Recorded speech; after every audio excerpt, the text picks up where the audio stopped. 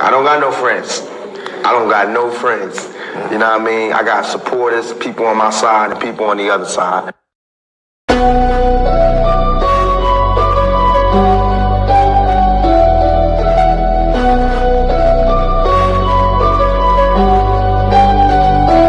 Welcome to the shift where the whole room glows. DMG vibes got the city on go. Stand on what you know, every mind gon' grow. If you black, I'm with you, let the whole world know. Paradigm like, yo, shine just right. Respect your view even if we don't align right. We can disagree and still keep the love tight. DMG family, we elevate the mind right. This that channel that be talking back, energy attack. Iron sharpens iron, watch the whole league react. Competition in the building, better tighten up your facts. We ain't clones, but we still mirror how you crack under impact. Every debate will work hot, spot a weak, rap fast. You live wrong, paradigm shift, and break your stance. I'm the judge, the jury, the pen, the contrast. My bars hit always like a quadruple, bottom to the shift, where the whole room glow. DMG vibes got the city on go. Stand on what you know, every mind gon' grow. If you black, I'm with you, let the whole world know. Paradigm light, yeah, we shine just right. Respect your view, even if we don't all align right. We can disagree and still keep the love tight. DMG family, we elevate the mind right. We invite every mind, long as you stand on yours. Walking with respect, leave with open doors. Channel stay lit, views jumping off from boards. STL bounce, yeah, the spot from the source. Competitors, welcome, step up, don't fold. We don't fear pressure, we refine under load.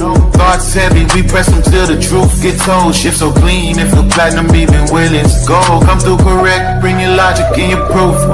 Speak your truth, just don't run from the truth. We debate with grace, that's the paradigm groove. Flow so smooth, even turbulence move. Welcome to the shift where the whole room go. DMG vibes got the city on go. Stand on what you know, every mind gon' grow. If you black, I'm with you, let the whole world know.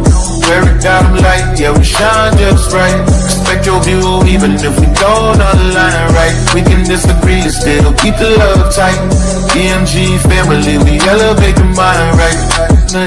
Where the home glow. DMG vibes got the city on go. Stand on what you know, every mind gon' go. If you black, I'm with you, let the whole world know. Paradigm light, yeah, we shine just right. Respect your view, even if we don't align right. We can disagree and still keep the love tight. DMG family, we elevate the mind right. Welcome to the shift. DMG vibes got the city on go. Welcome to the shift. Stand on what you know, every mind gon' grow. Welcome to the shift. If you black, I'm with you, black, I'm with you. Welcome to the shift. We can disagree and still keep the love tight. Welcome to the shift.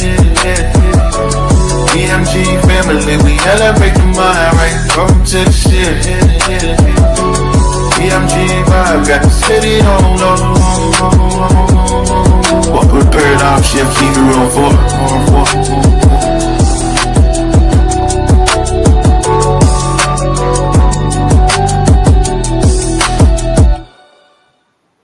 Y'all know I say that greeting for one reason and one reason only. It's because if you black, I'm with you. And I hope that you with me.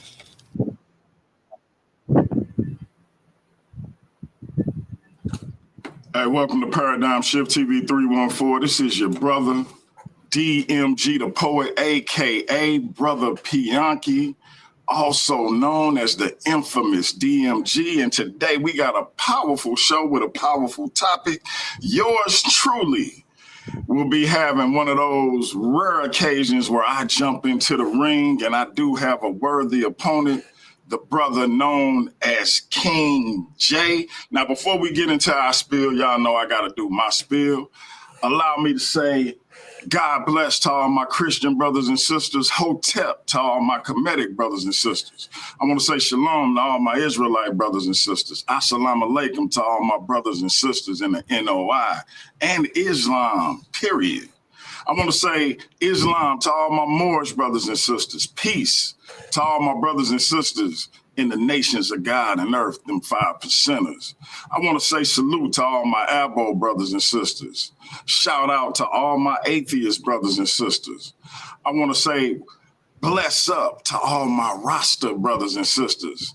Last and certainly not least, I want to say Jumbo to all the rest of my brothers and sisters all throughout the African diaspora, be it here in the wilderness of the United States of America or beyond. I say that greeting for one reason and one reason only. It's because if you're Black, I'm with you, and I hope that you with me. Our different ideologies should not keep us from uniting. We can have unity without uniformity, and last and certainly not least, we can disagree without being disrespectfully disagreeable. With that being said, my brother King J, please reintroduce yourself to the Paradigm Shift TV 314 audience.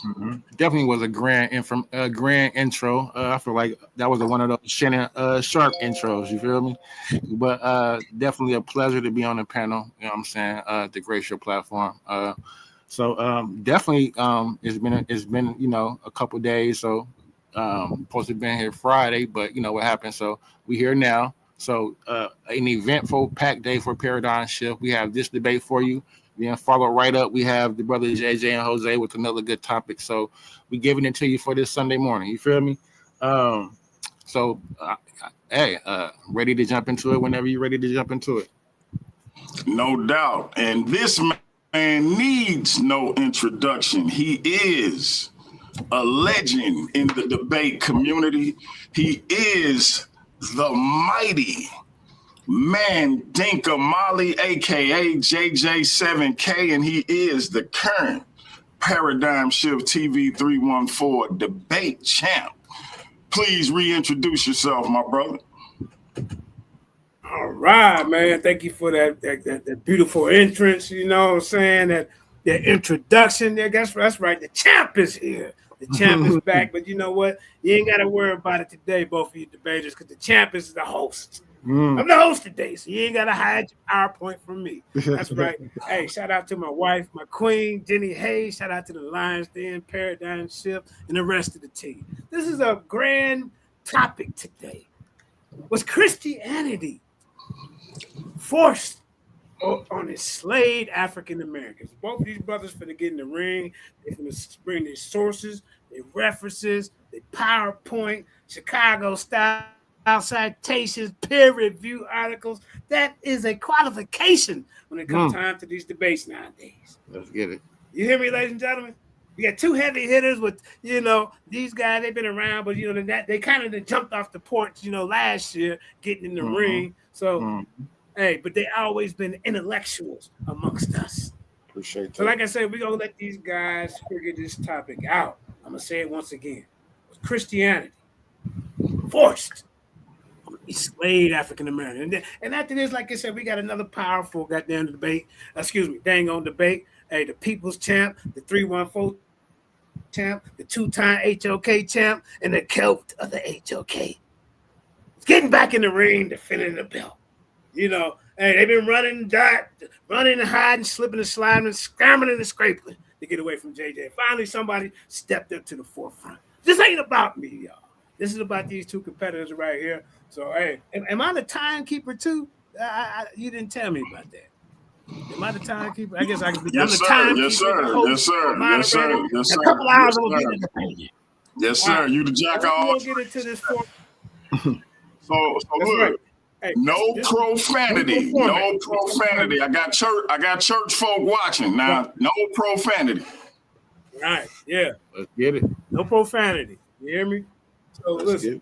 So I'm gonna tell you the format. Right. We're gonna have a 5-minute opening, ladies and gentlemen, from both competitors, and then we're gonna have both of them will have 2 15-minute rounds apiece. I guess within that 15 minutes, they can kind of rebuttal each other, and then I don't know. And then after that, they're gonna have 5 questions. They're gonna have 5 questions, and then they're gonna do their 5-minute. 3 questions. 3 questions. And then we're gonna go to the audience.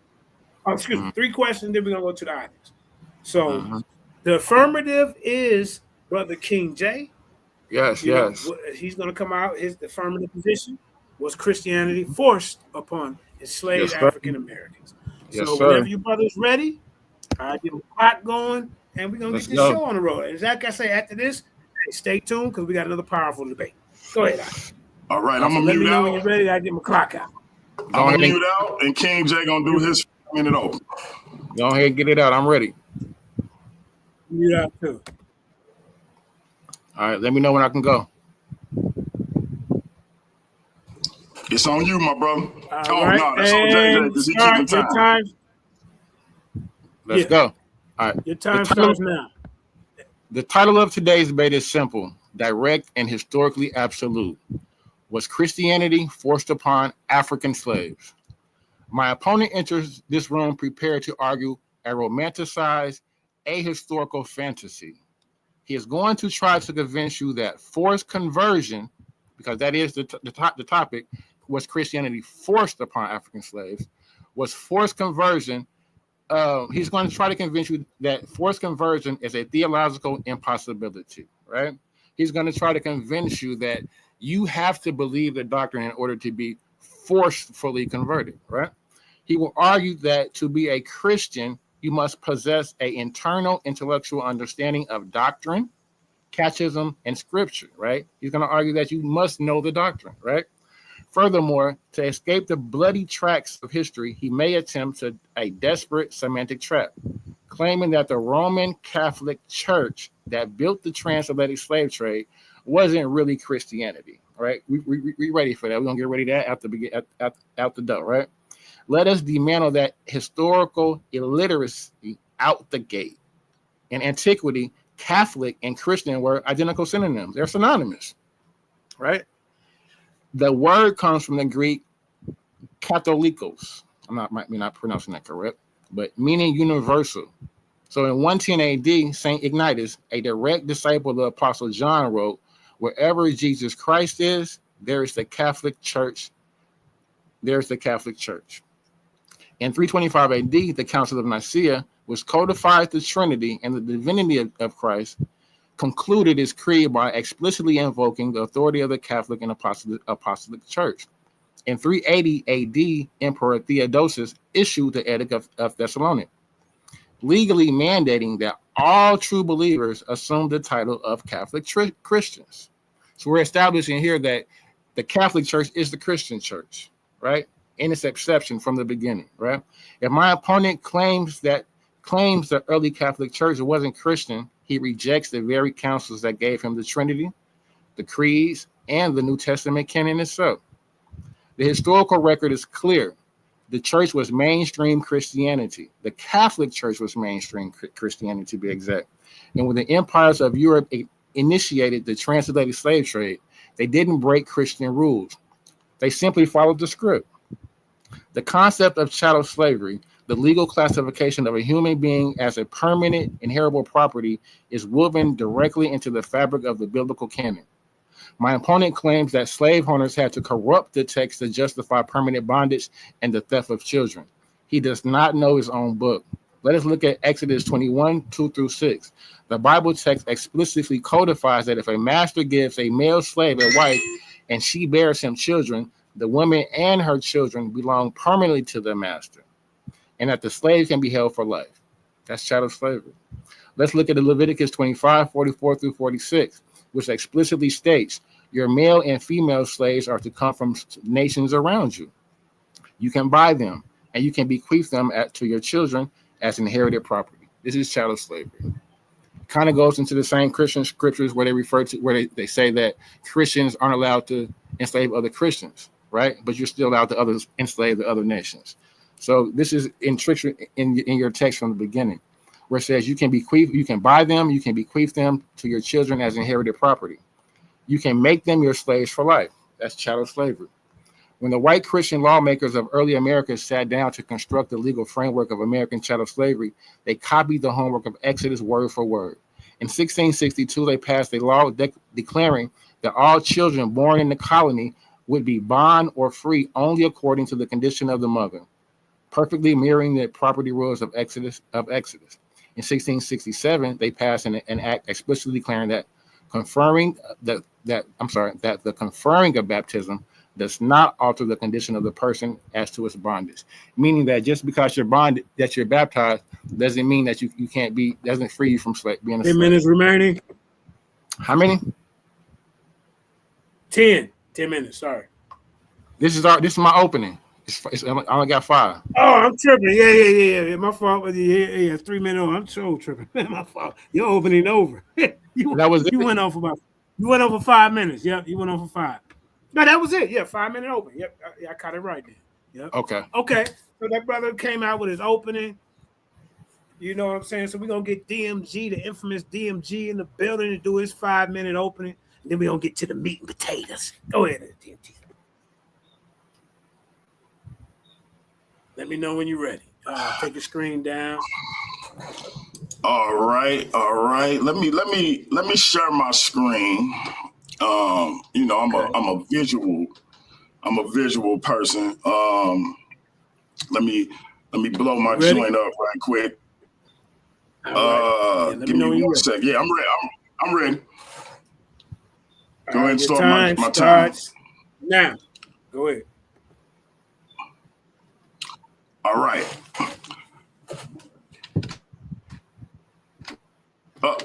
Stop my time. My bad. Yeah, go ahead. Whenever you're ready, go ahead.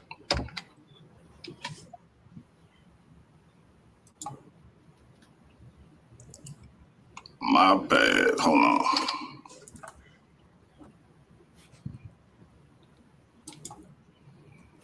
Everybody hit that like, share, and subscribe, man. All right, we good. Start my time. All right, your time starts now. Start my time. We good. All right.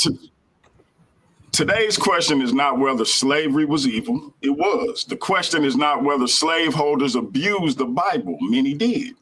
The question before us is this: was Christianity itself forced upon African American slaves? To answer that, we must first define Christianity.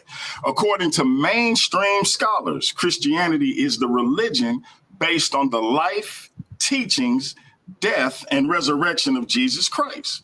Therefore, Christianity must be judged by the teachings of Christ, not by the sinful actions of those who claimed his name. Throughout this debate, I will demonstrate 3 things. First, Jesus never commanded his followers to convert people through force, violence, or slavery. Instead, he taught us to love our neighbor, treat others as we wish to be treated, and proclaim liberty to the oppressed. Second, while slaveholders often attempted to use religion as a tool of control, enslaved Africans distinguished between the religion of the slaveholder and the teachings of Christ. They formed the invisible institution, embraced the Bible's message of hope and deliverance, and eventually built the Black church on their own understanding of the gospel. Finally, my opponent must prove not merely that slaveholders forced religious practices, but that Christianity itself, as defined by Jesus Christ, was forced. Those are not the same claim. The historical evidence, the scholarly definition of Christianity, and the teachings of Jesus all lead to the same conclusion. Slavery was forced, oppression was forced, but Christianity itself was not. I'm done. All right. Ladies and gentlemen, this is going to be a powerful debate. Both of you brothers laid out the good introduction to let you know where they're coming from, So I hope everybody taking notes because this is for to edify the body. That's what this is all about. So, King J, you're the affirmative. Let me know. Mm-hmm. Let me know when you're ready, and I'll start your time, sir. 15 minute rounds. I'm ready. Start me off. Is my screen showing? Right. Yes, sir. Let's get it. All right. So we see here the foundation of chattel property, and we look at Exodus and Leviticus as primary sources. So we open this debate with the most fundamental question of the night: was Christianity forced upon African slaves? To answer that, we cannot look at modern sanitized versions of faith. We must look at the foundational text that architects that the architects of the transatlantic slave trade held in their hands.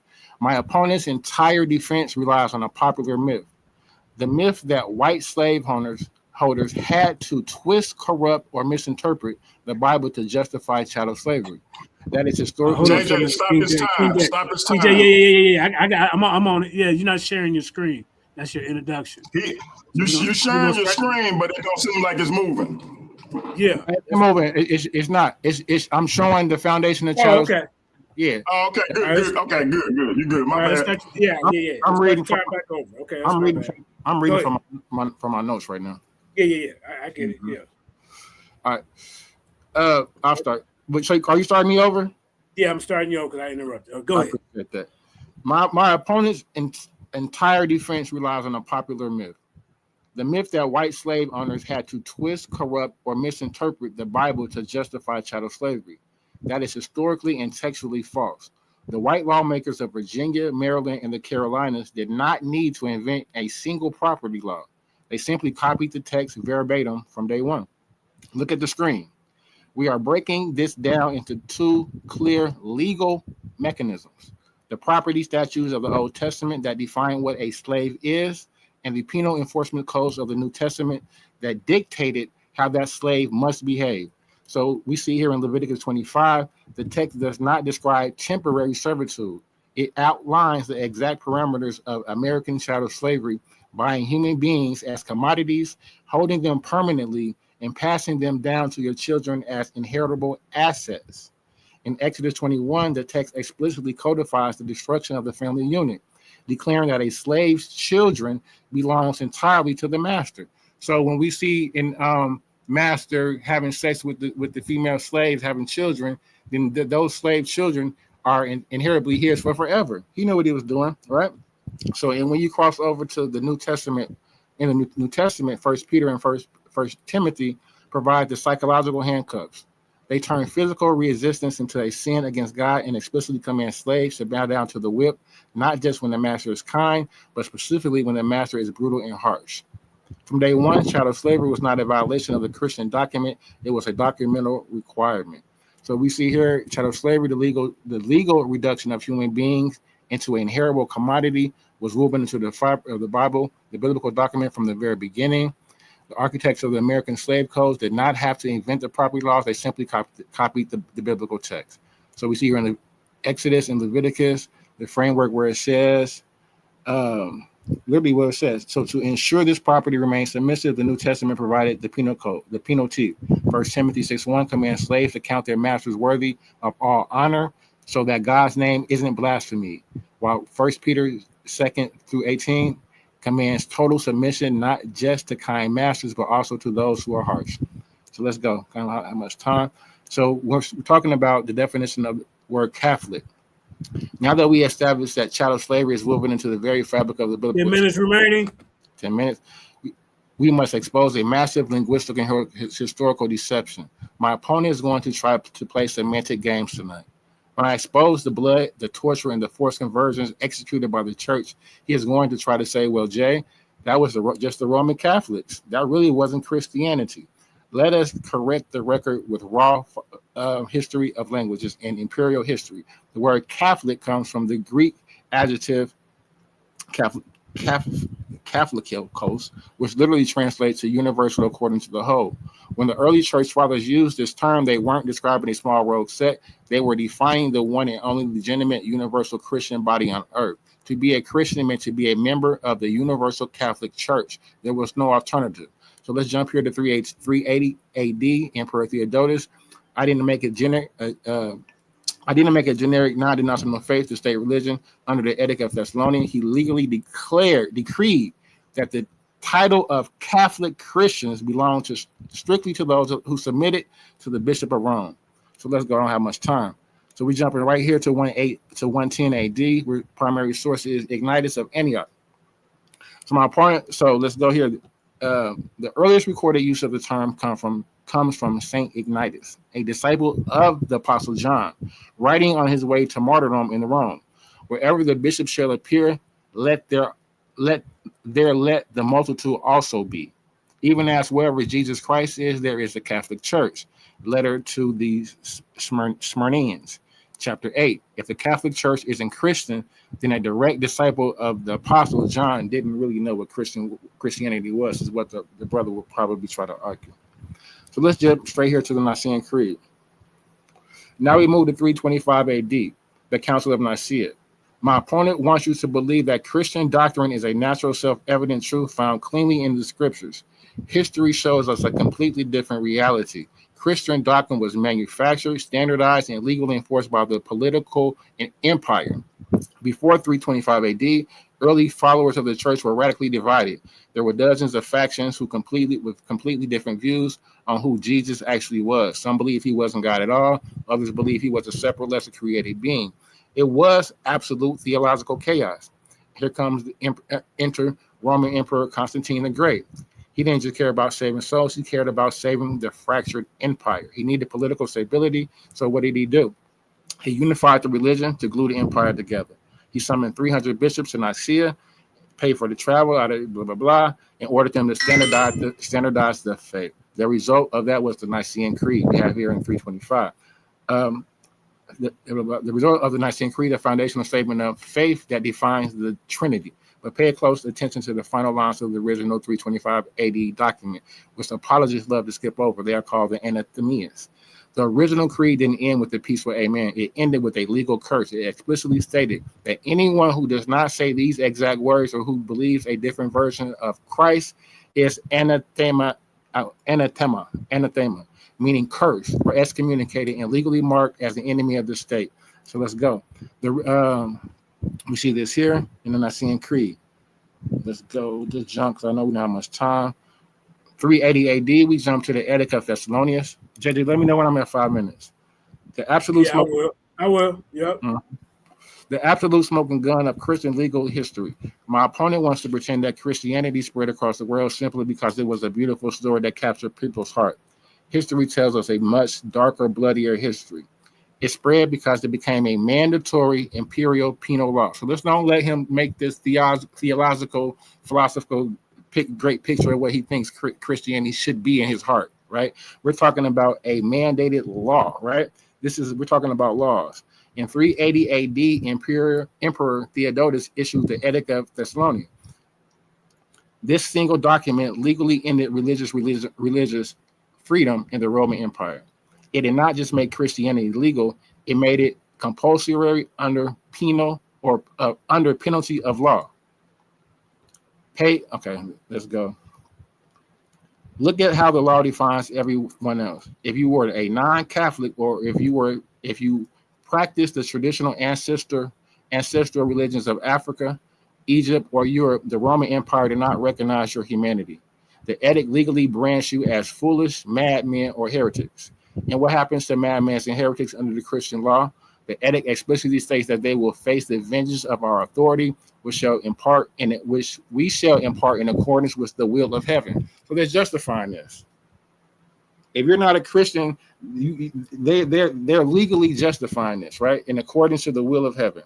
This is the birth of institutional forced conversion. This is what we're talking about. The title of the debate was Christianity Forced.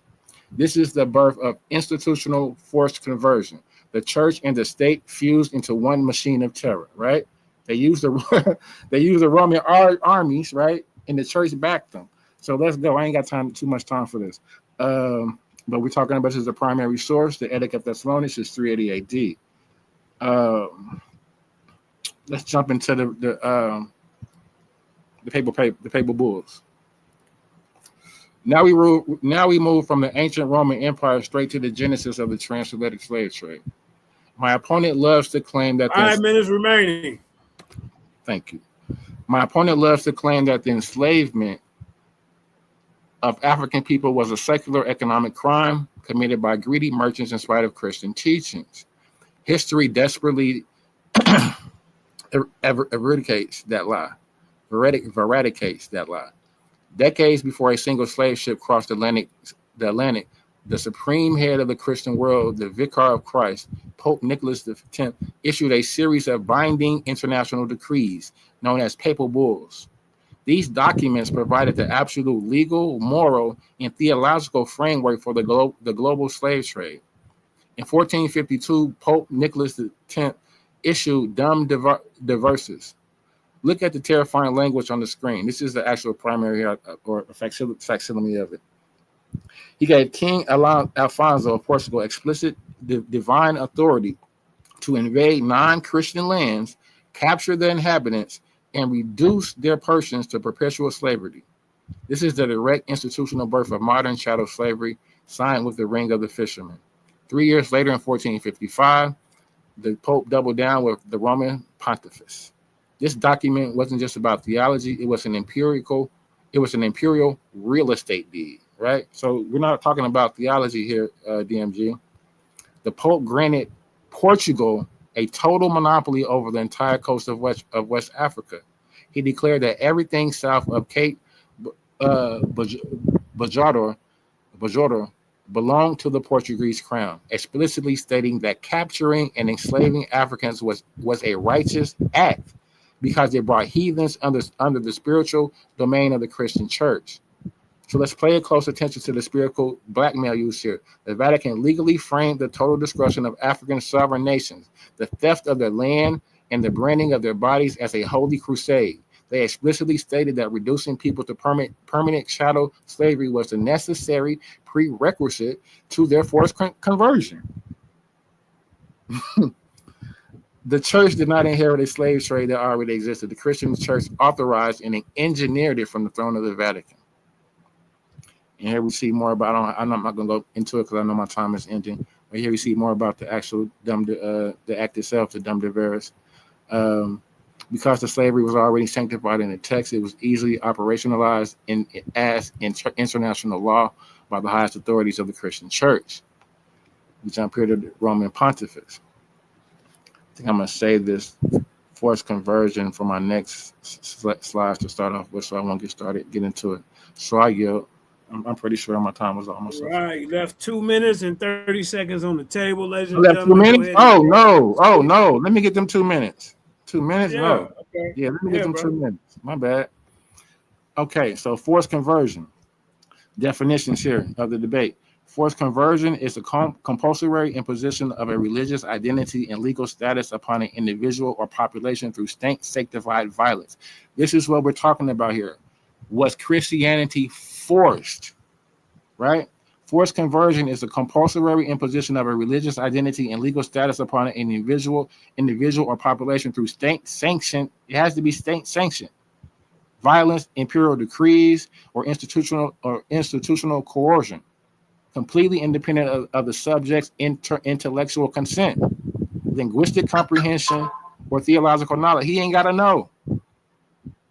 You don't have to know the doctrine to be you're forcefully conversed.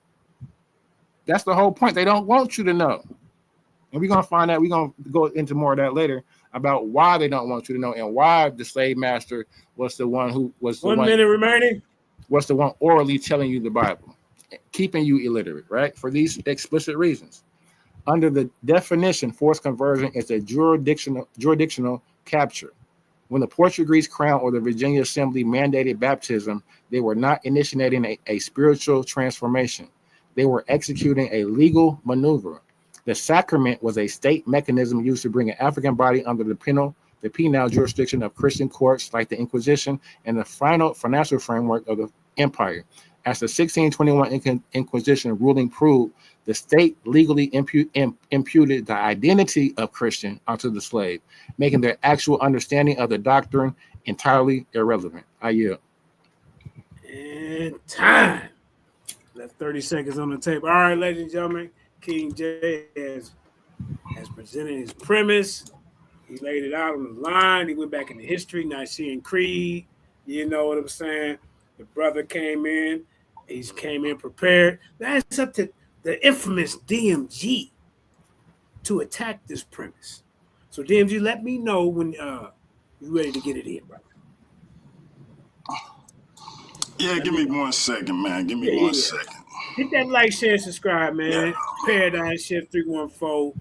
You know, subscribe to the channel, man. We got a whole bunch of debates going on. You know how we do. But hey, brother DMG, King J, powerful information. As a matter of fact, DMG has fell off. So I will let everybody know what's going on later on today. It's going to be a bloodbath. Wait a minute, JJ. The brother is fighting against the consensus textbooks. He fell off. Hold on. Let me get into the promo. I knocked him out. You all right? You That was a knockout. He said he knocked him out. I knocked him out. knocked him out. That was a knockout. DMG has went and called a friend, ladies and gentlemen, according to King J. Wait, he heard that phrase wrong. He said, "Wait, I got technical difficulties." He didn't went and called a lifeline. Call a buddy. I hope that ain't what's going on, DMG. You better be ready for this type of information. You in here with some of the big dogs and debates. Let's go. KJ, turn on your camera and flex on him for a second. We got to get him up here. Yo, hold on. Yeah, turn on your camera and flex on him, KJ. He said, KJ, and that's how I do in debate. Somebody fall off. That's right. There you go, KJ. He didn't went home. He didn't went to church. Knocked him out. Oh, there you go. All right, here. Yeah, nah. Listen. He said he knocked you out. You called a friend. You had some love taps, man. But unless you knock my internet out, you ain't knock me out. Yeah, you had some love taps. Yeah, I don't know what it is though. Every time I try to share my screen, I start having issues. Type shit. Let me see. Yeah, StreamYard is acting up, ladies and gentlemen. Last couple of days, StreamYard has been acting up, but hopefully everything pan out. Everything y'all loud and clear. For sure. Maybe if you turn your camera off or whatever, I don't know. So that's what they tell me. All right, so we got the brother DMG in the building, the CEO of the Paradigm Shift TV. So let me know when you're ready. So listen, so we can get it in. You ready? I'm ready. Go ahead and start my time. Time starts now. My brother seems to have an issue as it relates to, understanding what Christianity is and what Christianity ain't. So I'm gonna help him out. That's my little bro, because I think my brother a youngster, man. I'll be 50 in October. So it's my job to educate these youngsters. You feel me? So I'm gonna do that. All right. What's Christianity forced on African American slaves? DMG, at 1:28 your time starts. Yes, sir. All right. I appreciate you. Yep. Was Christianity forced on African American slaves a historical examination by yours truly, the infamous DMG, the real black existentialist? Let's get into it. Here's the central question. According to the scholarly definition of Christianity, was Christianity actually forced on African American slaves? The standard of evaluation. This presentation distinguishes between Christianity as defined by historians and theologians. See, the brother thought I was just coming from a theological standpoint. No, I'm coming from a historical standpoint as well, because what he described wasn't Christianity. But we're going to talk about it. The misuse, I'm going to say it again, the misuse of biblical texts by slaveholders. Historical evidence regarding conversion among enslaved Africans. And you got the citations at the bottom. I want everybody to look at the bottom of each page for the citations so I don't have to keep stopping to read them. But the citations I use are at the bottom of every page. Pause if you have to, but check those out. But again, the misuse of biblical texts by slaveholders. Historical evidence regarding conversion among enslaved Africans. Let's go. What is Christianity? Before evaluating whether Christianity was forced, Christianity must first be defined. Historian Yaroslav Perkelin defines Christianity as the historic faith centered upon Jesus Christ as proclaimed by the apostles and preserved through the canonical scriptures. Theologian Alistair McGrath identifies Christianity by Jesus Christ, his death and resurrection, salvation through Christ, the authority of the Old and New Testament, Christian discipleship. Christianity, therefore, consists of the entire biblical message, not isolated verses or political systems. Because see, my brother talked a lot about political systems. He talked a lot about political systems, but he ain't talked much about Christianity. But let's continue. Key question. If enslaved Africans were denied much of the scripture, were they receiving Christianities as scholars define it, or only selected biblical verses? Again, citations at the bottom. Slaveholders initially opposed Christian conversion. Historical evidence shows that many colonial slaveholders resisted evangelizing enslaved Africans. Many feared baptism would result in emancipation. Christian slaves might challenge slavery. Christians should not enslave fellow Christians. Albert Roboto notes that many enslavers viewed Christian instruction with suspicion because its legal and social implications. Sylvia Frey likewise documents widespread enslaver resistance during the colonial period. Sources at the bottom. The Virginia Law of 1667. The Virginia General Assembly enacted an act declaring that the baptism of slaves does not exempt them from bondage. The law declared that baptism would not change a slave's legal status. This law exists because many slaveholders feared Christian baptism could lead to freedom. If Christianity was forced upon enslaved Africans, such legislation would not have been necessary.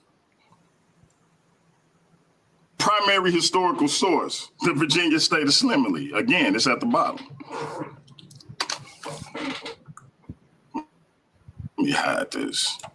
All right. Enslaved Africans were denied the full Bible. Throughout American slavery, literacy laws prohibited slaves from reading. Bible ownership was prohibited. Religious instruction often emphasized only obedience passages. 10 minutes remaining. Sources, again, at the bottom. Appreciate it. Enslaved Africa. My bad.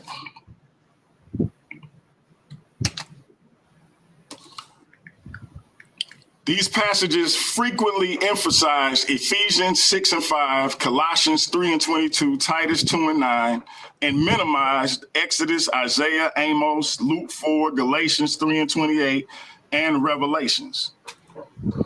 Eugene Genovese argues enslaved African-American Christians developed biblical theology distinct from the enslaver.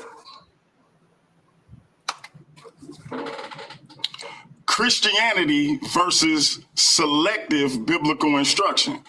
Christianity includes the entire biblical narrative centered upon Jesus Christ. Slaveholders frequently emphasized obedience while minimizing themes of redemption, liberation, justice, and equality.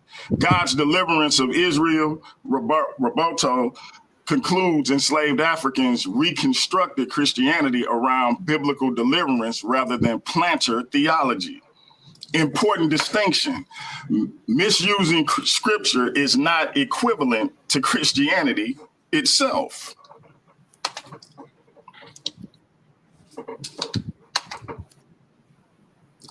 Why is my screen not changing? Hold on. Yeah, it was changed. You need me to stop your time? Stop my time, yeah. Yeah, stop your time. Okay. All right. Yeah. You got 5 minutes remaining once you start back up. All right, hold on. Yeah, take your time. All right, everybody. Hit that like, share, and subscribe. Paradigm Shift 314 in the building. Let's get it. Yeah, it's 12:20 my time. You can start it back up. I think I'm back where I was. Excuse me. All right. No, you got 8 more minutes. My bad. The Second Great Awakening. You got 8 more minutes. All right, cool. The Second Great Awakening. Following 1800. Okay.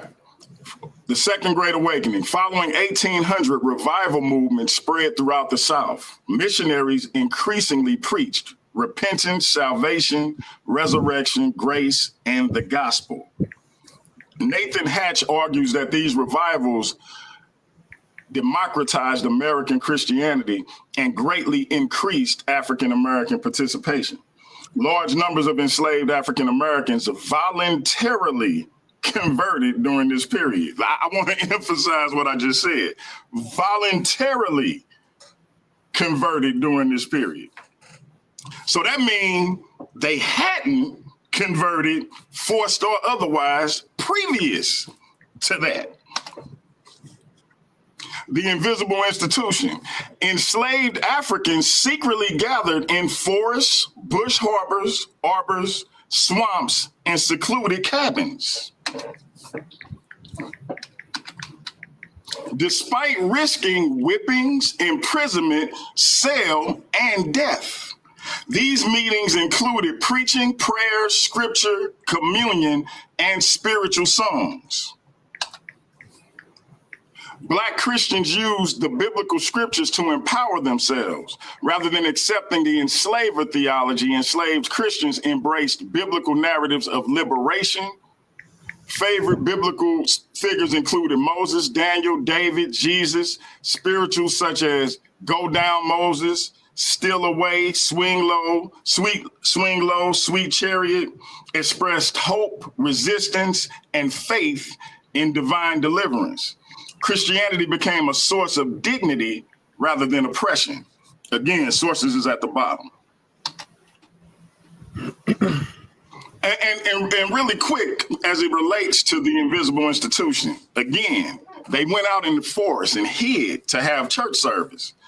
Now, the brother said Christianity was forced on them. Why would they have to hide to do what was mandatory? If you forcing somebody to do something, they ain't got to go hide to do it. They can do it right in front of you. So that lets you know right then and there that our enslaved African-American ancestors knew the distinction from what the enslaver wanted them to do. 5 minutes remaining. And what the Bible actually instructed them to do. Otherwise, they wouldn't have had the sneak to do it.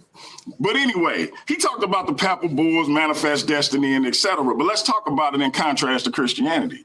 The Dumded verses, 1452, Romanus Pontifex, and understand, I don't speak Latin, so if I'm butchering these words, bear with me. Romanus Pontifex, 1455, Inter Cafetera, 1493, and Manifest Destiny. These were political and legal documents, not teachings of Jesus Christ. I already defined what Christianity is. See, the brother don't know the definition of Christianity, but I'm here to teach him. These were political and legal documents, not teachings of Jesus Christ. That's what Christianity is. I don't know what bro was talking about. These are political and legal documents, not the teachings of Jesus Christ. The New Testament teaches Matthew 23 and 37, love God and neighbor. Matthew 28, 19, make disciples. Acts 10, 34 and 35, God shows no partiality. John 18, 36, Christ's kingdom is not of this world. Galatians 3 and 28, equality in Christ. In 2023, the Vatican formally stated that the doctrine of discovery is not part of the teachings of the Catholic Church. I got sources all down the line. Pause it and look at them and go check them. Check my work. Historical Christianity versus imperialism, colonialism, and racism disguised as Christianity. Let me repeat that. Historical Christianity versus imperialism, colonialism, and racism disguised as Christianity. That's what bro talking about. I'm talking about Christianity. Early Christianity spread primarily through preaching, persuasion, and voluntary conversion, not by military conquest. Many Christian bodies today have repudiated the doctrine of discovery. Historical evidence during Christianity's first 3 centuries, believers spread the faith throughout the Roman Empire despite lacking political or military power. Here's some scriptures for you. Genesis 1:27. Every human being is created in the image of God. Luke 6:27-31. Love your enemies and treat others as you wish to be treated. I don't think that's what the slave owner was teaching our enslaved ancestors. I don't think so. James 2:1-9. Scripture condemns favoritism and partiality. 2 minutes remaining. We got to stop at the 2 minutes. The brother fell off. Hey, it's getting heated up in here, ladies and gentlemen. You hear me? These brothers is bringing it out. First round was very powerful from both of these brothers. King J came out swinging, throwing uppercuts and hooks. Hey, DMG come out on the defense. Hey, coming with his attack. This is very powerful. He said, what they got to hide for, ladies and gentlemen? King J went back to the Nicene Creed. And, hey, these brothers is battling, man. Y'all take heed to what these brothers is teaching and what they're getting out there, man. Don't just be here for fanfare. Edify yourself. Edify the body. This is what this is all about. At the end of the day, there's no winners and there's no losers. Everybody gonna learn something from each person, and everybody get in where they fit in. That's what these debates is all about. And when you have like-minded people, y'all click together and y'all study the information. All right, the brother's back. You got 2 minutes. You know, I apologize, family. He said you got I don't Netro. know if it's StreamYard. I don't know if it's StreamYard. Don't start my time yet, What? JJ.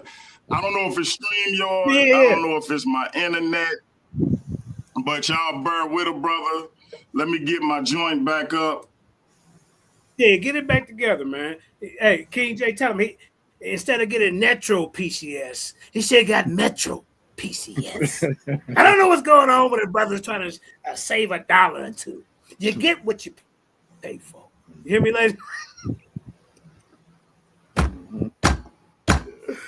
Hey, you get what you pay for.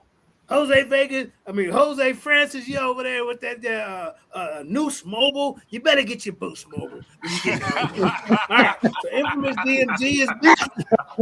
He's back.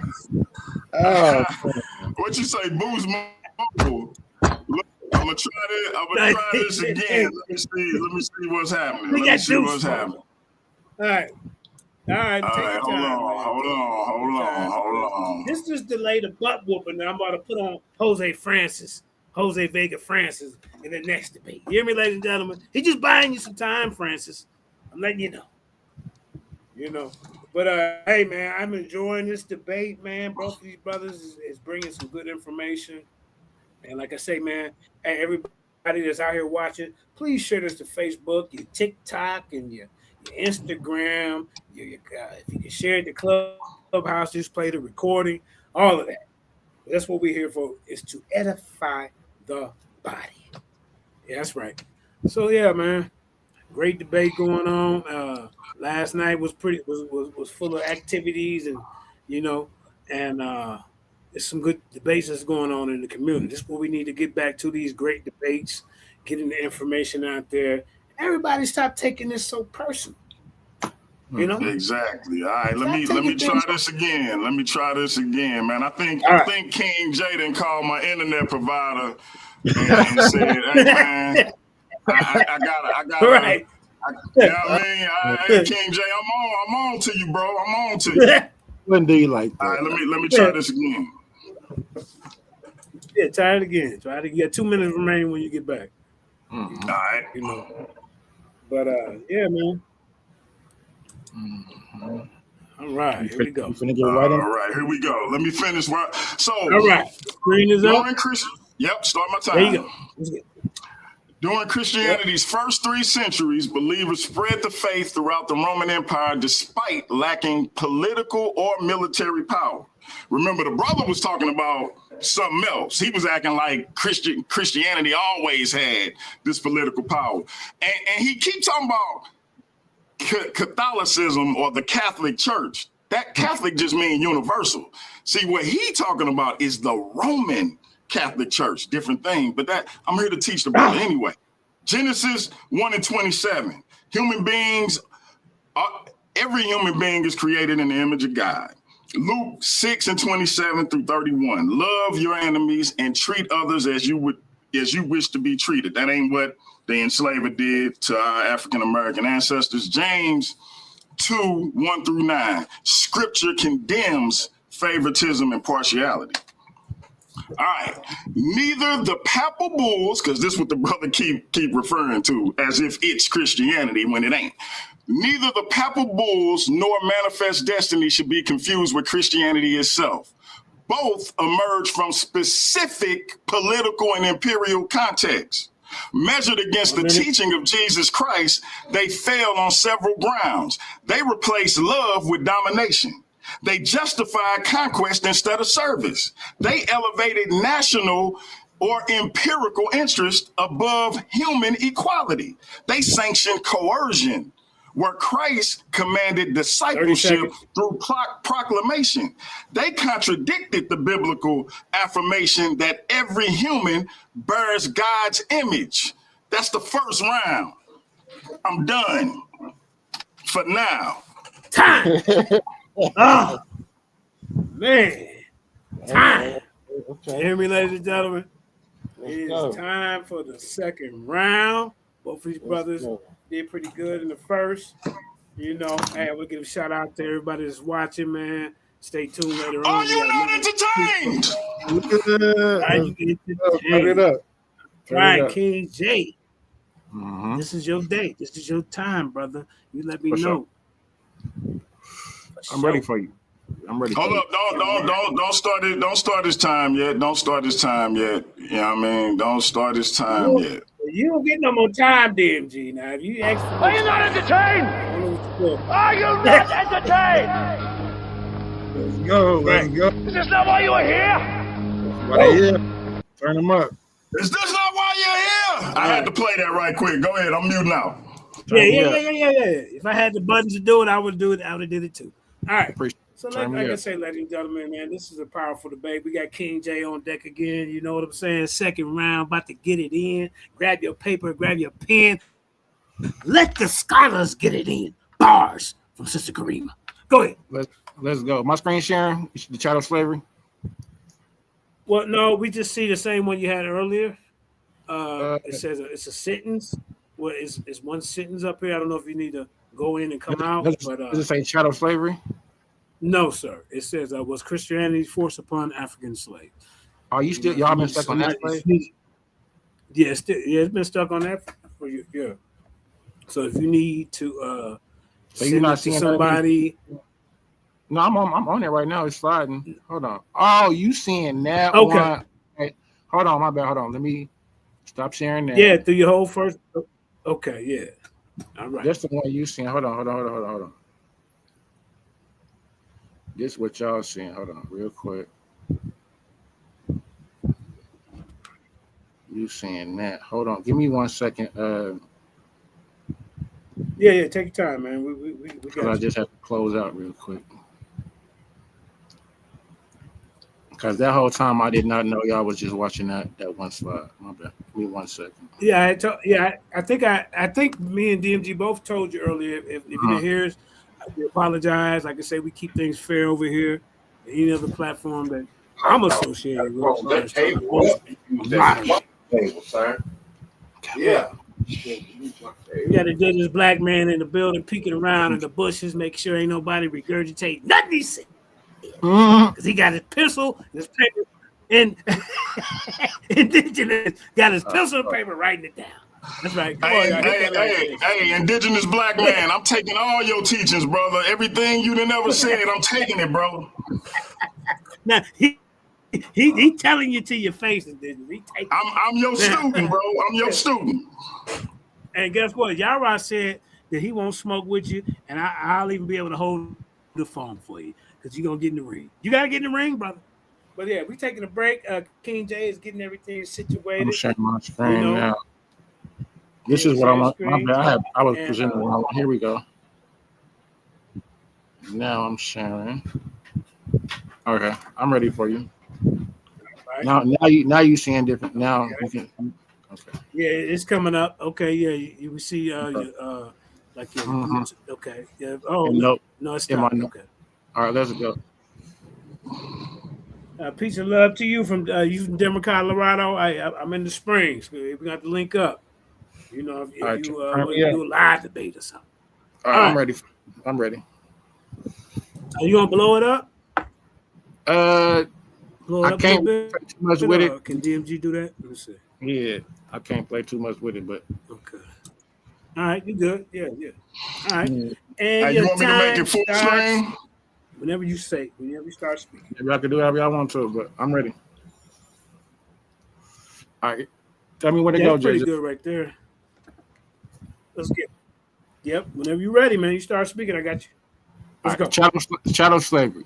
Chattel slavery is a totalizing legal and economic system wherein a human being is classified under the law as personal property. Chattel, that's the definition. Equivalent to livestock or real estate, meaning they can be bought, sold, bartered, taxed, collateralized, bequeathed to heirs in perpetuity, stripping them of all inherent civil, bodily, and human rights. When you marry chattel slavery to the biblical text, you show that the owners weren't inventing a new concept. They were applying Leviticus 25, 44 through 46. Literally, under chattel law, an enslaved person has no legal agency. They cannot choose their clothing, their labor, or their religion. They cannot choose their clothing, their labor, or their religion.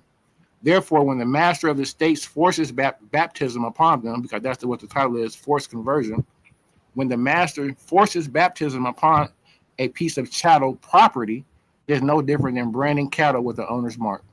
The slave is legally stamped as a Christian to validate the empire's religious identity while remaining a permanent item on a financial ledger. We have traced the laws from the ancient Rome to the steps of the Vatican. Now let's look at the raw. I can just jump from that. Let's go. I don't got much time. So let's go to it. We see here the Elmina Castle, 1483. We have looked at the written laws of the Vatican, and let's look at the stone and mortar. In 1482, the Portuguese took those papal bulls and materialized them on the coast of Ghana by building the Sa Jorge da Mina, the Amina Castle. This is the oldest European structure in West Africa, and it was built specifically to process human property. My opponent wants to talk about Christian love and gospel missions. I want to talk about architectural layout. If you look at the physical blueprint, if you look at the physical blueprint of Yamina Castle, it exposes the absolute undeniable fusion of the Christian worship and the industrial mass human torture. The Portuguese builders built a Catholic chapel directly in the center of the Catholic courtyard. Pay attention to the attention of the spatial relationship of this building. The chapel sits directly on top of subterranean dungeons. While the Catholic priests were upstairs singing high mass, chanting hymns, and thanking the Christian God for the safe voyage, thousands of our ancestors were packed like cattle directly beneath their feet in pitch black, suffocating vaults, standing in their own feces, vomits, and blood. Before those ancestors were marched before the infamous door of no return to be loaded onto the ships, they were dragged into that courtyard under the direct supervision of the church. They were branded with red hot irons carrying the mark of the cross or the Portuguese crown, and they were forced into the water for a mass assembly line baptism. They were processed as heathens and stamped as Christian assets. Elmina Castle proves that the chapel did not just ignore the slave dungeon, the chapel was supported by it. So here we go to a couple primary sources. We can look at William Bozeman's first-hand account. William Bozeman was a Dutch a chief factor for the West Dutch Indian Company. Spent 14 years on the Gold Coast, based out of Amina. His neighboring force. His letters published in 1704. And here's the description: when the slaves came from Wada, and any other, Garfield loves that Wada. When these slaves come to Wada or any other place on the coast, they were put into a booth or prison built for that purpose near the beach. All of them together, and when they were disposed to buy them, they were brought out into a large plain where the surgeons examined every part of them to the smallest member to see if they were sound or good. Right? The invalids were thrown out The remainder were forced to be branded on the beast with the red hot iron, marking them with the arms of the name of the company. This done, the slaves are returned to their prison, where they are kept at the company's charge, relocking them up under the ground in their dungeons, where they remain until the ships are ready to receive them. That's the primary source. This is the baptism mandate before shipment. Jean Barbat, a French commercial agent who made voyages to the West Africa, he's a priest. The Portuguese priests and the castles made it their business to baptize the slaves before they were shipped off to Brazil to make them Christians. Though they knew nothing of the language or the religion they were being initiated to, the priests received a piece of Christian piece of 8 currency for every slave so baptized, which made it very diligent in a office, looking at it as a very holy work. So the summary of the Elmina pipeline: the capture of the descent captives of the interior were marched to Elmina, forced down the subterranean cells directly beneath the chapel. They were brought into the courtyard, inspected, stripped naked of identities, and branded with Syrian irons. To satisfy the papal mandates rooted in the Romanus Pontifex, they were subjected to a rapid force baptism, often right in the middle of the courtyard. They were funneled back through the dark corridors to the door and returned, exiting through the castle and directly where the ships were manning. And here we see, here's a primary source of the forced baptisms. These are literally the priests baptizing those African slaves in West Africa, I believe, off the Angola coast. These may be weighted about, I believe this is actually Angola. And we see that some of the soldiers in the back forcing them to. So this is a literal forced conversion, right? And this forced conversion happens before these slaves even get to America, wherever they're going. So the forced conversions happens before they even get to where they're going, right? In West Africa, they're conquered and then they're baptized and they're Christians, right? So my opponent continues to retreat into abstract theology, claiming that the church wanted genuine spiritual converts. Let us look at the literal ground level of the trade in Angola, where the Portuguese operated as a massive assembly and line system of forced baptism. Look at the map and historical records of Moxima at the ports of Luanda. Before our ancestors were packed into the ships like the San Juan Bautista, they were marched through 9 minutes remaining. Okay. They were marched through a brutal, formalized processing center. They were not given Bibles. They were not taught anything. They were processed like cattle. So let's jump through. So here we go. I don't got much time. I want to get this out. So I'm going to jump past the 1619 Jamestown 30. I want to get this primary source. So this primary source here is Cartagena Inquisitions of 1621.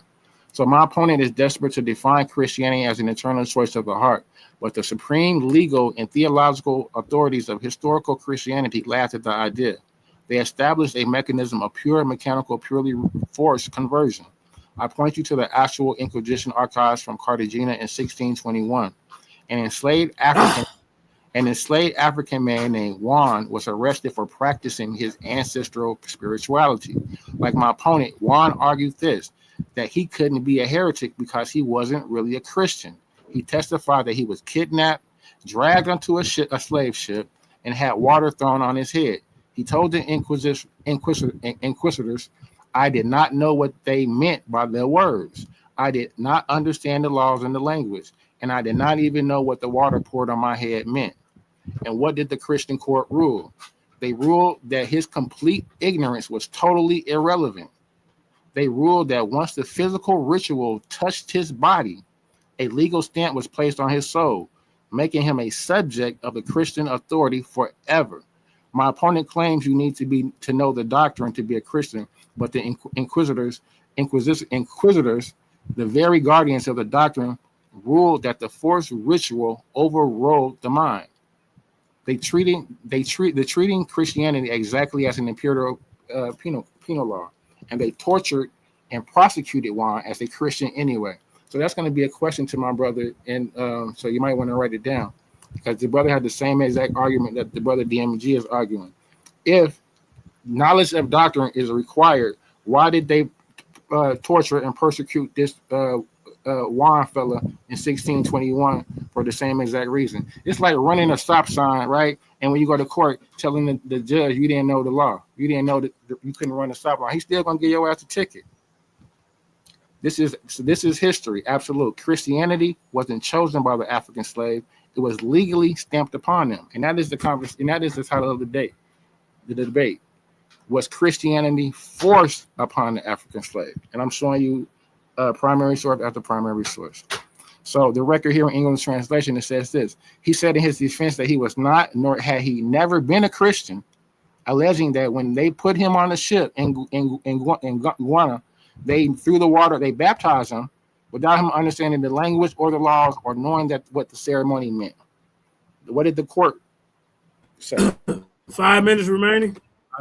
The court ruled that because the material water and the Latin formula had physically occurred, that he was legally a Catholic Christian, subject to the penal jurisdiction, making his internal mind or lack of consent entirely irrelevant. Remember, DMG, these are chattels, they slaves. They don't have no consent. He was subsequently sentenced to public shaming and penitentiary punishment as a heretical Christian. So I'm gonna ask you another question coming up too, that if they don't think they're Christians, why are they making it the laws in 1666 and 1662 and 1667, right? Saying that you can still be baptized and still be a slave. If they didn't think they was Christians. Think about that. Let's go. We're gonna talk about 1662 here, the Virginia Act itself, where it says, some doubts have, this is the actual primary facsimile from the Virginia Grant. I can't spend too much time on this. She already went over it as well. But this is the biblical scripture that correlates. If you buy a Hebrew servant, he is to serve for 6 years. If he comes alone, he is to go free alone. But if his master gives him a wife and she bears him sons or daughter, the woman and their children shall belong to their master, and only the man shall go free. But if the servant plainly says, I love my master and my wife, and the children do not want to go free, then his master must take him before the judges. He should take him to the door of the doorpost and bear his ear through with an awe. Then he should be his servant for life. Property rule follows the mother in Exodus 21. The law states that because the master owns the mother, the woman and her children shall belong to her master. That's the Bible. In the Virginia Act of 1662, the Christian lawmakers codified the exact same rule. The child is bond or free only according to the condition of the mother. Christian enslavement in Christian, your opponent wants to, that Christianity doesn't allow the timeline of enslavement of another human being, but Exodus 21 explicitly lays out the legal framework for how a master can hold a person for life within the religious covenant community. So he's trying to, don't let the brother talk about what his theology of love is, but we're talking about what the actual biblical text says and how it's actually codified it into law. So let's jump around because this is my last two. So I want to go out. I need to close. I'm gonna close with the 1740 Negro Act. My opponent claims that African slaves voluntarily abandoned their traditional African religions out of sincere intellectual preference for Christianity. Let us shatter that illusion with the penal codes of the South. Look at Section 36 of the South Carolina Negro Act of 1740. Following the Stoner Rebellion, the Christian colonial legislature did not pass laws engaging theological debates with African traditional practitioners. Instead, they weaponized it for the physical law. They explicitly criminalized the possession or use of drums, horns, or other loud instruments. Why does this matter? Because in West African cosmology, the drum is not a casual musical toy. It is a sacred, literal heartbeat of the religion. It is a tool used to communicate, to channel the ancestors, and to perform the sacred spiritual rites. By legally outlawing the drum under heavy financial penalties and corporal punishment, the state performed a physical, systematic liquidation of African spirituality.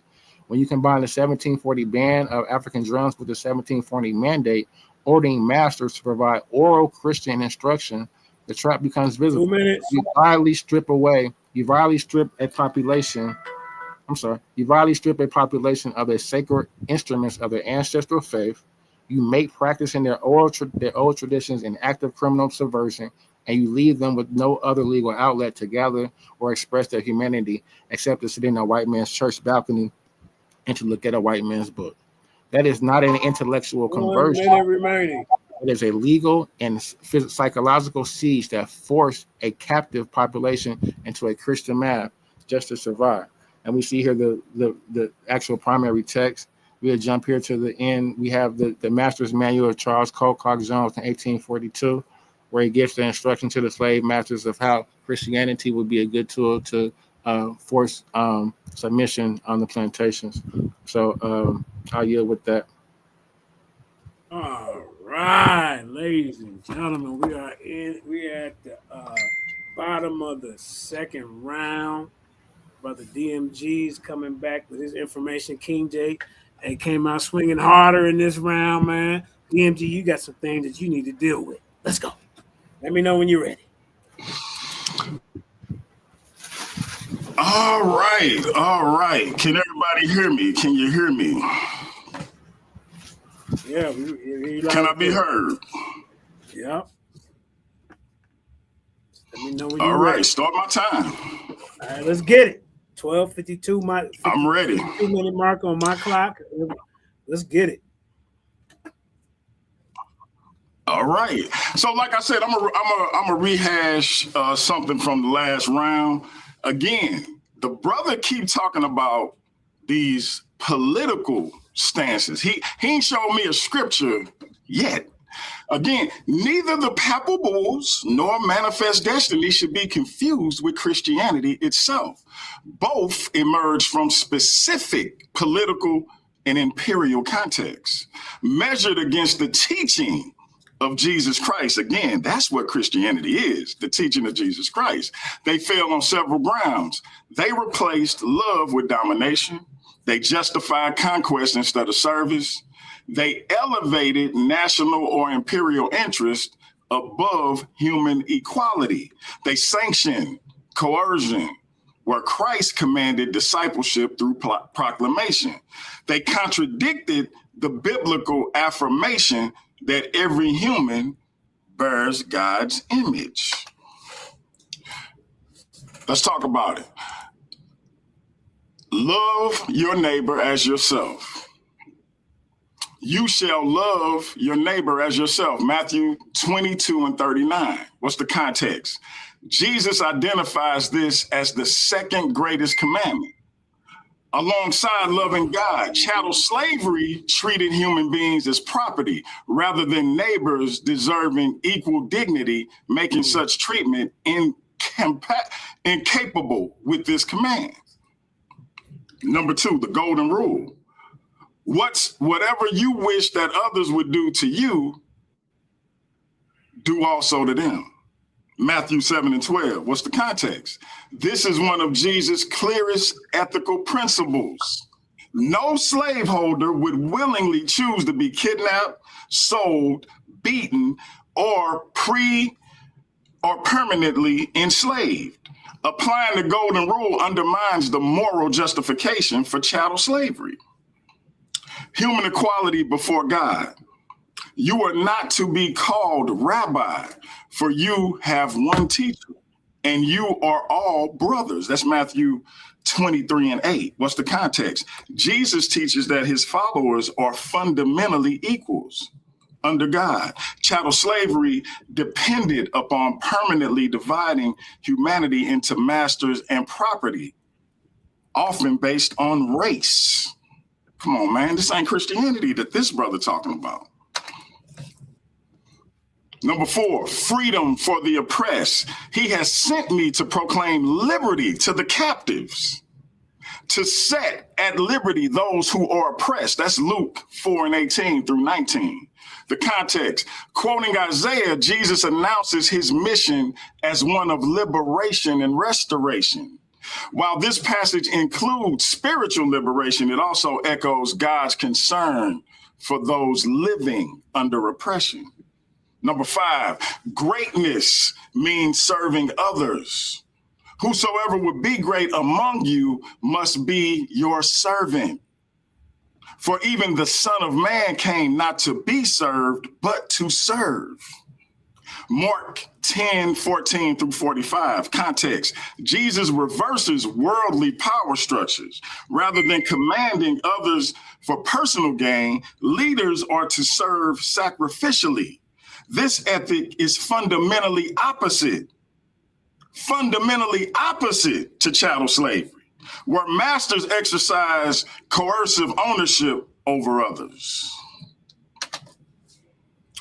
Context of slaves, obey your master. The brother liked to talk about that particular Let's get into it. What's the context of slave obey your master? The verses most often cited are Ephesians 6:5-9, Colossians 3:22 and 4:1, 1 Peter 2:18-25. These passages were written by Paul the Apostle, and in 1 Peter traditionally attributed to Peter the Apostle, not by Jesus himself. That's number one. But what's the historical context? The Roman Empire already had millions of enslaved people. Christians were a small, often persecuted minority with no political authority to abolish slavery. The apostles therefore instructed believers on how to live faithfully within existing social institutions rather than calling for immediate political revolution. The instruction, slaves obey your master, addresses people who were already enslaved. It does not command Christians to enslave others or endorse the creation of a slave system. Just as importantly, the same passages place serious obligations on masters. But you ain't gonna hear the brother talk about this. But let's talk about what it says masters should do to their slaves. Let's talk about how it say masters should treat their slaves, because you ain't gonna hear this from the brother. Ephesians 6:9, Paul also tells masters, treat your slaves justly and fairly, knowing that you also have a master in heaven. I just gotta ask y'all in the audience, do you think the enslaver treated our ancestors justly and fairly? Because that's what the Bible say. That's what Christianity say do. Colossians 4:1, these commands undermine the absolute authority masters claimed over slaves by placing both master and slave under the same Lord. Let me give it to you one more time, just in case you missed it. Just in case you way in the back and didn't hear me. Masters, treat your slaves justly and fairly, knowing that you also have a master in heaven. See, I hear a lot of people who say Christianity was forced on our ancestors, quote, slaves obey your master. But I don't never hear them quote this. Masters, treat your slaves justly and fairly, knowing that you also have a master in heaven.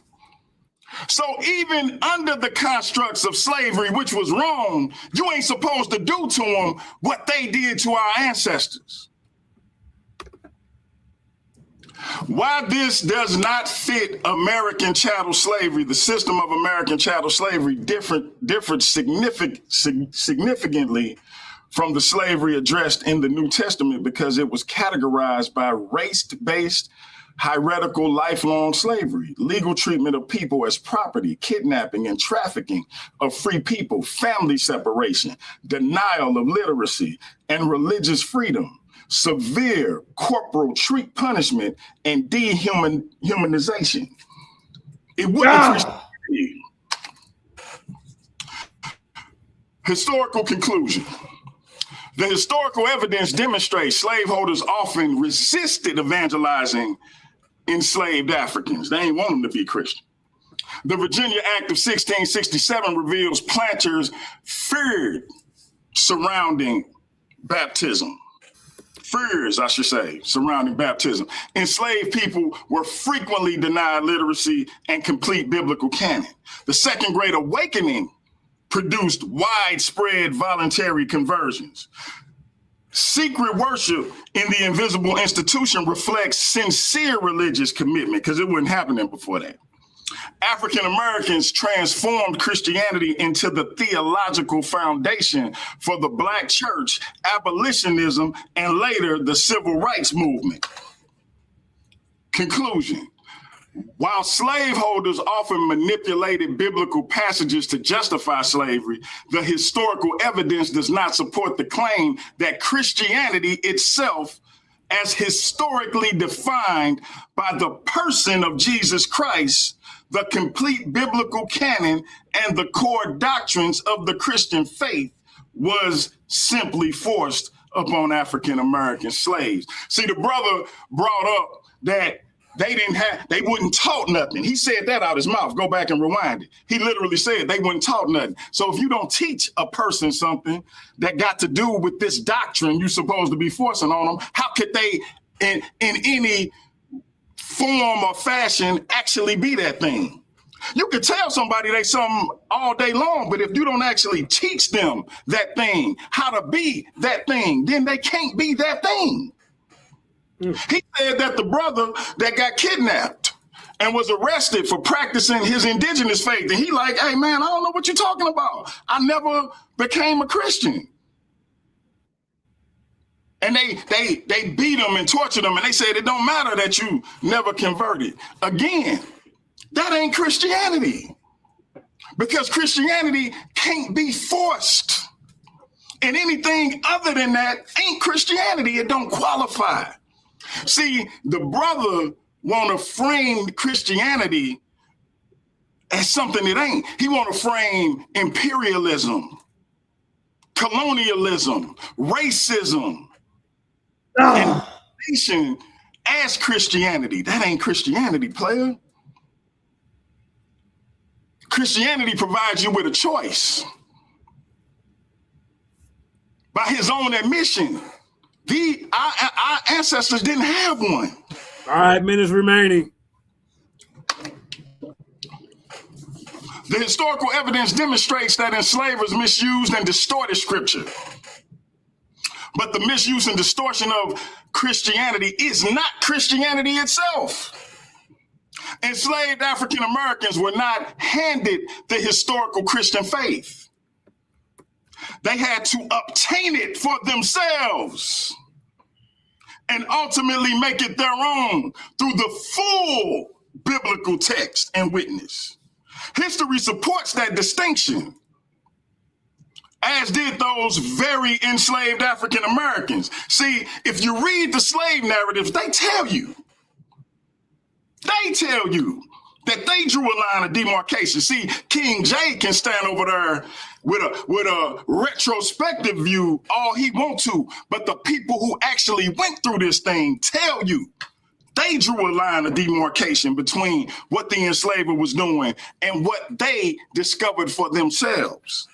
But we supposed to believe King J. What I have said respecting and against religion, I mean strictly to apply the slave-holding religion of this land, and with no possible reference to Christianity proper.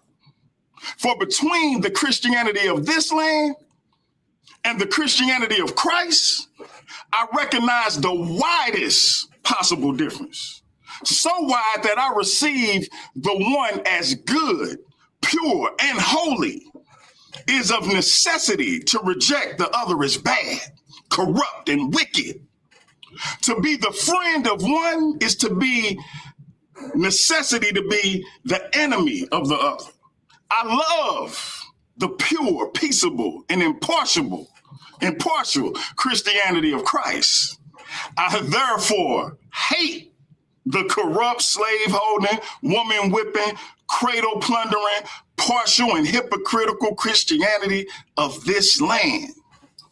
Indeed, I can see no reason but the most deceitful one for calling this land Christianity. That's from Frederick Douglass, who, guess what, was a slave himself. King J wasn't a slave. King J can't tell you what our enslaved African-American ancestors went through, but Frederick Douglass can, and he drew a line of demarcation. He broke it down.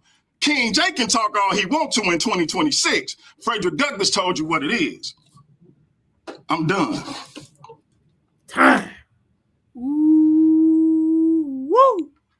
Boy, that last round from both of you guys was, hey, y'all put the intensity on the debate. You hear me, ladies and gentlemen? Hey, I see you now as my wife. Yeah.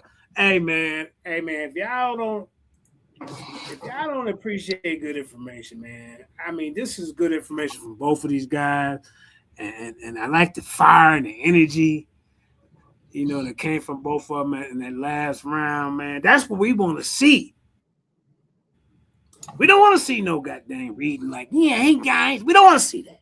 This is entertainment. And listen, before we get out of here, I'm gonna put up all my work cited so y'all can see that and look it up to know I ain't up here BSing and playing around and making stuff up. I'm gonna put that up so everybody can see it and you can go look it up and understand. Yeah, you supposed to say that in hey, my name is my name. All right, you supposed to say that in your allotted time now. I gotta be fair.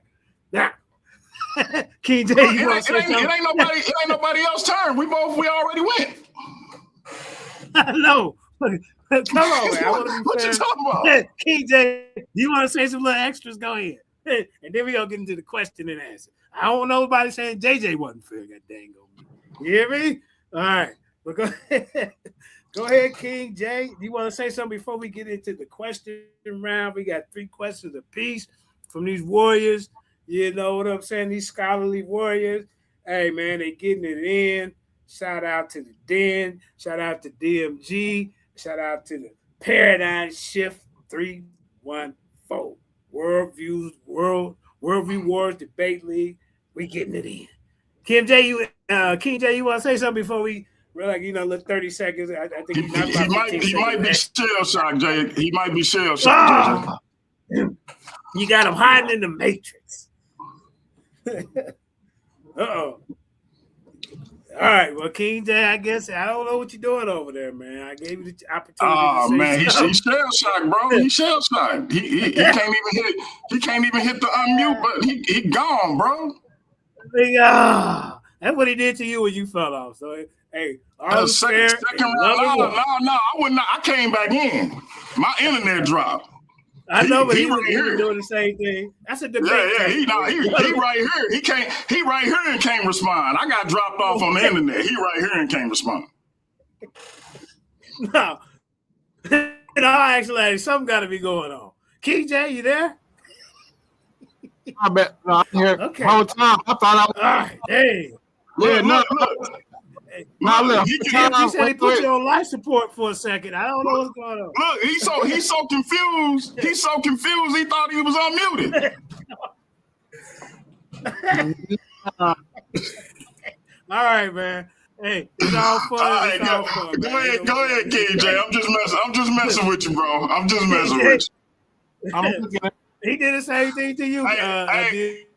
Hey, indigenous black man. Yeah, that's cool with me, bro. Gone. Hey, JJ, give indigenous black man my number. Okay. I'm gonna call you on the payphone. Oh yeah, here we go. My bad. Yeah, I have my. I'm messing with you. The whole time I thought I'm talking. Me and indigenous yesterday. What up, KJ? Me and indigenous. We had an olive branch, so we're gonna get back teaming up. All right, King J, we're gonna start with you. You got 5 questions or 3 questions, my brother. How long do you get to? I think we're gonna give you at least 2 minutes to answer it or something like that. But yeah. So King J, the first question is on you. Unless you want him to go first, since you went first. How y'all want to do it? You got 3 questions. Hold on, I'm gonna pull up my questions. Okay. Real quick. Everybody hit that like, share, and subscribe, man. We got some more powerful debates coming up. Stay tuned later on today, 4:30 Eastern Standard Time. The goddamn on Paradigm Shift 314 champ will be defending his belt. Did the ancient Kemetics practice retainer sacrifices? You in some trouble, Jose Vega. Francis. You in some trouble, sir. You in some trouble. You better have everything, your I's dotted and T's crossed, everything. I'm not here to play with you. Like these brothers. They ain't playing with each other. You better be ready to battle, sir. All right, go ahead. So my first question is this. So question 1, right? In regards to the biblical law, Exodus and Leviticus, right? So when Leviticus 25:44-46 explicitly commands that you can buy human beings from the nations around you, pass them down to your children as inherited property, and keep them as slaves for life, right? And when Exodus 21:4 legally decrees that if a master gives a slave a wife and the mother and her children belong permanently to the master for life, my question to you, DMG, is this. Was the American chattel slave system of 1662 and 1667, were they violating biblical law, or were they actually enforcing it? Well, I would say one, that's a law specifically for the Israelites. That ain't got nothing to do with nobody else. So how another people could superimpose laws specifically for the Israelites over what they doing, I don't know how you could justify that, number one. Number two, what the Bible is describing and what was done to our ancestors still don't justify what was done to our ancestors. So to me, it's a moot point because that was for the Israelites. So it's they don't have anything to do with each other. The text, the Leviticus text and Exodus text in the biblical canon today don't have anything to do with. They weren't using that law, that text. What do you mean it don't have anything to do with it? Who was using Is that that your text? second question? Oh no, okay. Hold on, real quick. Okay. So no follow up. Is that part of this is your second question? No, Okay, go ahead. no. All right. Second question is this. In the 1621 Inquisition records of Cartagena, the enslaved African man Juan argued that he could not have sinned against the church because he did not know the language of the Christians.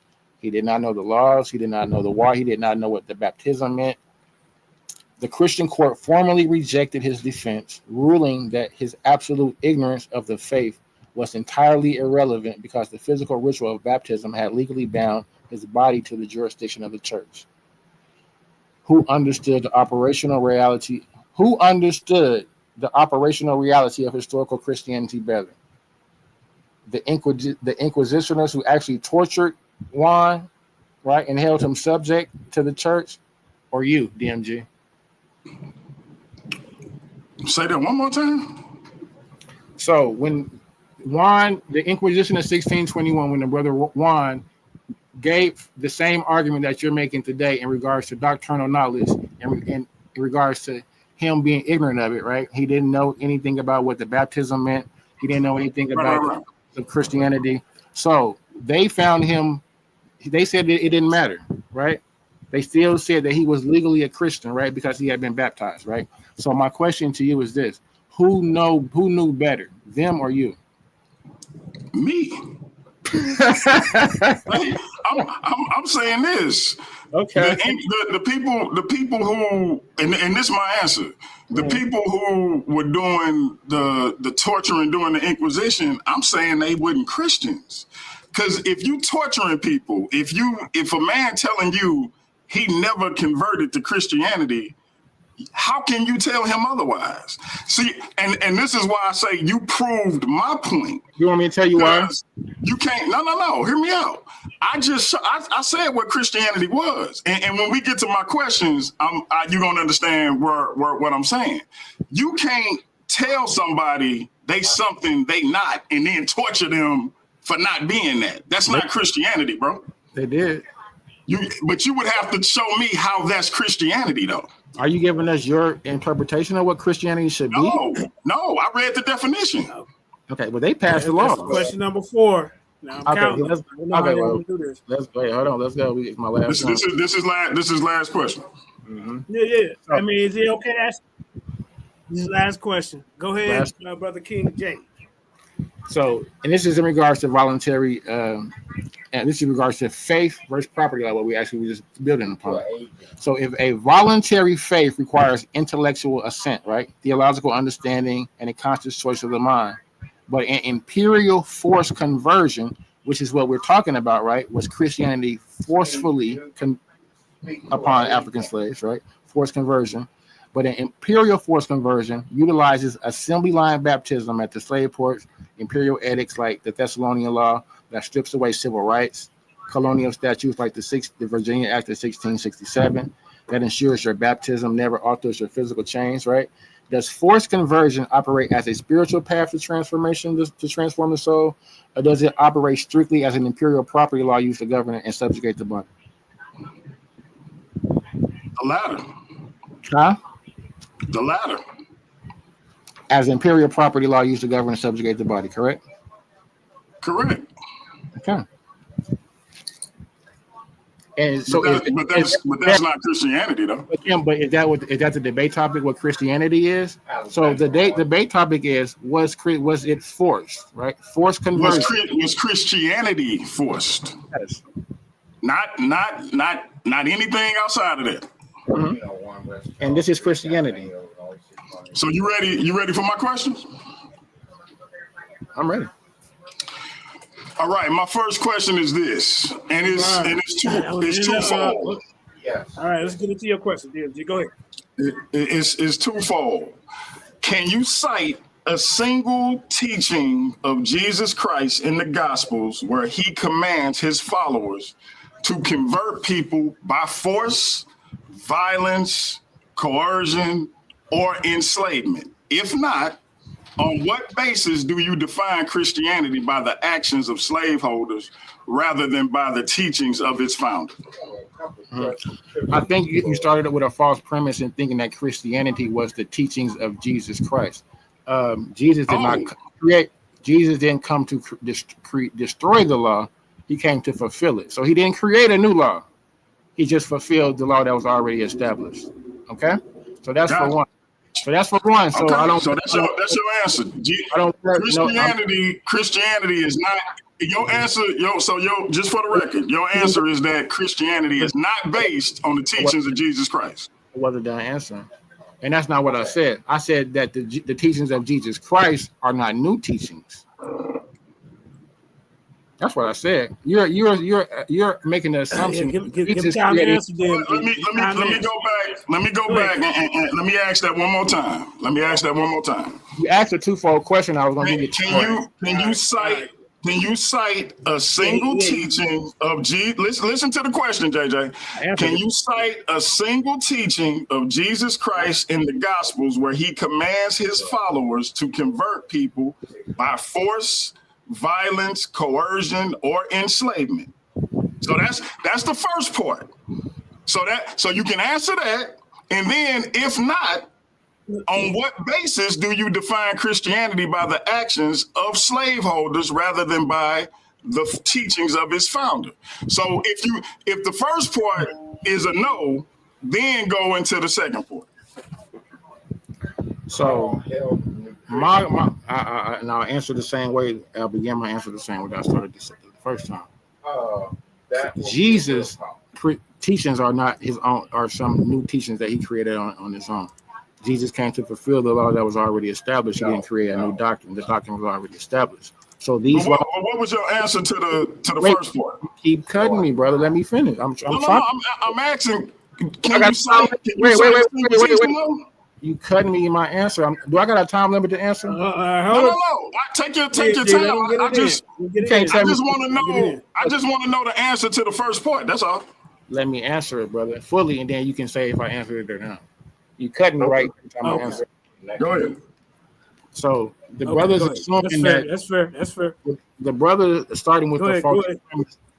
The brother is starting with the faulty premise, assuming that the teachings of Jesus Christ are new teachings, right? Instead of teachings that are already established. That's why I gave him Leviticus 25, right? So these are Jesus quotes these texts, right? So he doesn't create his new doctrine, right? That's for one. So that's why I'm answering it the way that I'm answering it. When we talk about the doctrine, I gave you the Nicene Creed, right? And I gave you Antiquities 110 AD, where they're forming the doctrine in the canon, and they're giving you the tenets of what it is, right? Hold on for 1 second.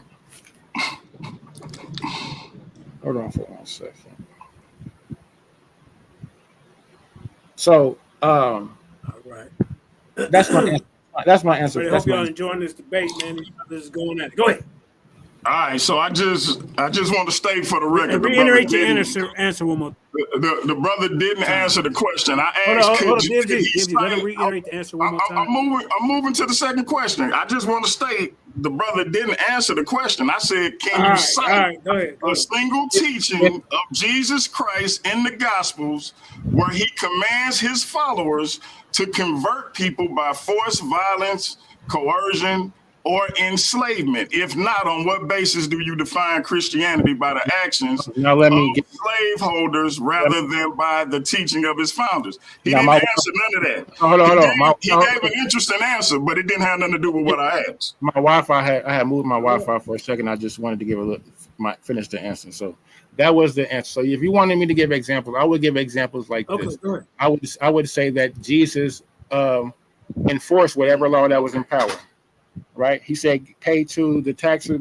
Caesar's what's his. Give to him what's his." Paul, in an example, when the slave came to Paul, right? Paul sent the slave back and said to obey your masters. So I would say that they would enforce whatever law of the land was enforced.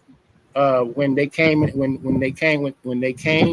to Jesus and asked him questions, he told them to obey the Pharisees. So I wouldn't say that Jesus would suggest go against the law. Okay, so again, wait. Shout out to my brother. Shout out to. I got to get to my second because because in about an hour we got another debate. So I'm gonna go to the next joint. Just for the record though. But let me answer the 2-point question. Wait, let me answer. I don't think it's fair. Yeah, DMG, let him answer the twofold. DMG. Go ahead. Don't start crashing out now. So when we asking about what is Christianity, and that's what the brother is really asking in the question. So certain sacraments, right? I would say that the seven sacraments would be definitely a part of Christianity, right? Communion, confession, things of that nature. I would say that Mass, bread and wine, those things, sacred tradition. I would say Scripture. Those scriptures would be included, and what we would be included as traditions of church. And these Catholic churches, when we look at the Nicene Creed, are the ones that established this. They tell you, so the word Catholic and Christian are synonymous. So when you're saying Catholic, you're saying Christian. So I don't want the brother to trick y'all to think that when I'm saying Catholic, that I'm not saying Christian. So that's the answer to that. Okay, I'm gonna move on to the second question because I don't know what that had to do with what I asked, but let's go.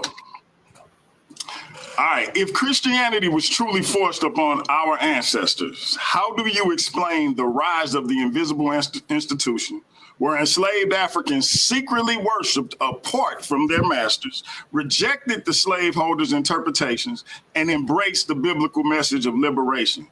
Doesn't that demonstrate they exercised independent faith rather than merely accepting forced religion? Let me know if you need me to repeat it.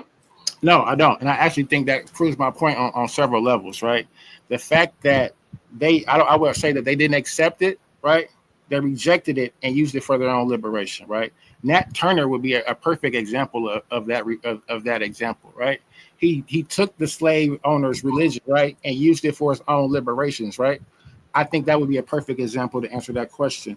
When we talk about them using spiritual codes, right, like the Negro spirituals, right, they took that and used it to sing songs and make maps for the Underground Railroad, right? They didn't believe it, so to speak, as far as that. They used it for their liberation, right? So when we talk about the conversion, the forced conversion, even them, you're suggesting that you can't willingly accept the slave master's religion. It's already been forced upon you. So you're thinking because they're going to Christianity that they're using that because they want to believe it. No, it's the only thing they got to choose from, brother. Their religion and identity have been from in West Africa. Long before they got to the shores of America, their identity was stripped from them. Their religion. So to your understanding, you're making the argument that Christianity was their original religion, which it wasn't. Christianity was I'm gonna go to my third question. Would you agree that Christianity, by scholarly definition, is the religion based on the life, teachings, death, and resurrection of Jesus Christ?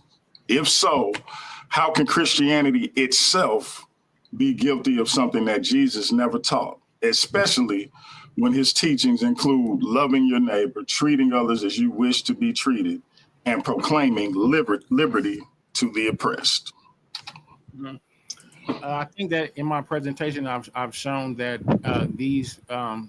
this chattel slavery is woven into the text, right? It's not anything that Jesus made up or created by itself or of his own doctrine. This is doctrine that is already established in the text. I gave you Leviticus, I gave you Exodus in regards to chattel slavery, in regards to property laws, right? And other Hebrews being able to enslave other Hebrews. I'm not being able to enslave other outside of other nations, right? So I gave you that example as a primary example of how slavery is already embedded within their text. No doubt, no doubt. Hey, family, listen. Shout out to the brother King J for a powerful debate. This is first debate on Paradigm Shift. I think the brother did excellent. We're going to throw a poll up during the closing. Y'all go in and vote. We also going to put it on the community page so y'all can go over there and vote for those who don't get to see it live. Let the brother know, let me know how y'all think we did. Let us know who y'all think took this thing. But shout out to the brother for taking the debate. Shout out to him for a powerful performance. We're going to get ready to close this thing out. Oh, wait a minute. My bad. We're going to let some people come up. Now maybe 2 or 3 people. We got to close first. We ain't done with the debate yet. No, that's what I'm saying. After we close, we're going to let some people come up or we're going to get out of here. Yeah. Go ahead. It's on you. Yeah, we got to do our closing. It's a 5-minute closing piece, right? You all right? Mm-hmm. Yeah. It's on you. All right. And then don't forget to put the link in the chat for the next debate that we got going. I got you. Yeah. All right, so let me know if you're sharing your screen, King J. You want to start off with your close, or you? I think DMJ. You want him to go first? How y'all want to do it? Yeah, I think DMG should close. Yeah. So all right, I'll close. Okay. Go ahead, DMG. Yeah, I'll close out. Let me share my screen right quick, if I can.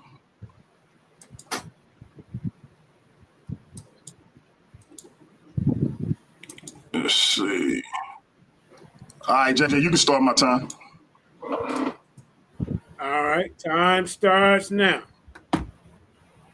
Ladies and gentlemen, throughout this debate, I've asked one simple question. Was Christianity itself forced upon African-American slaves?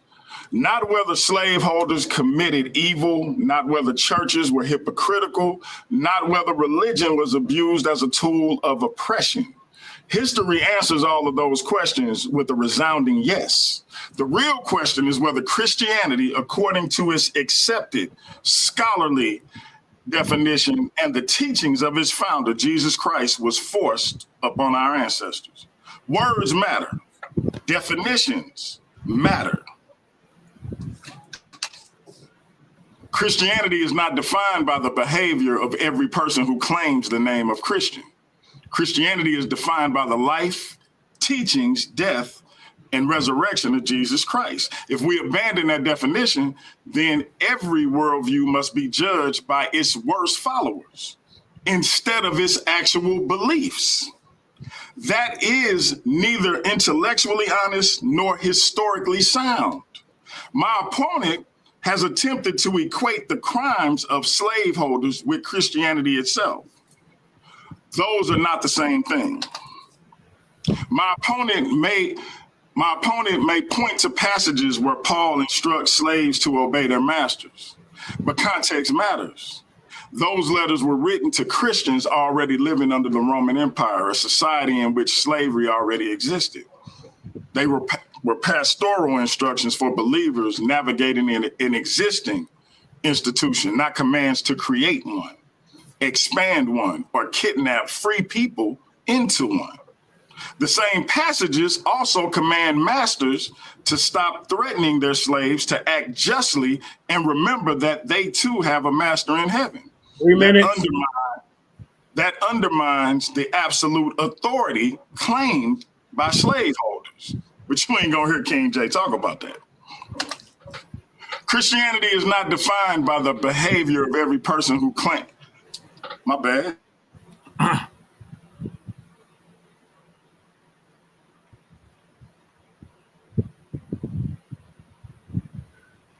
right, ladies and gentlemen.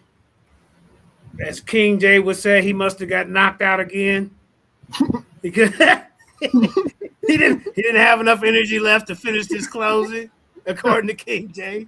So we go see if he come back with a lifeline or something. You know, ladies and gentlemen, it's been a knockout drag out. That's crazy. Both guys were getting knocked out, calling friends and all type of mess. Yeah, closing matter, Yeah, man. man. Definitely want to give a good closing, man.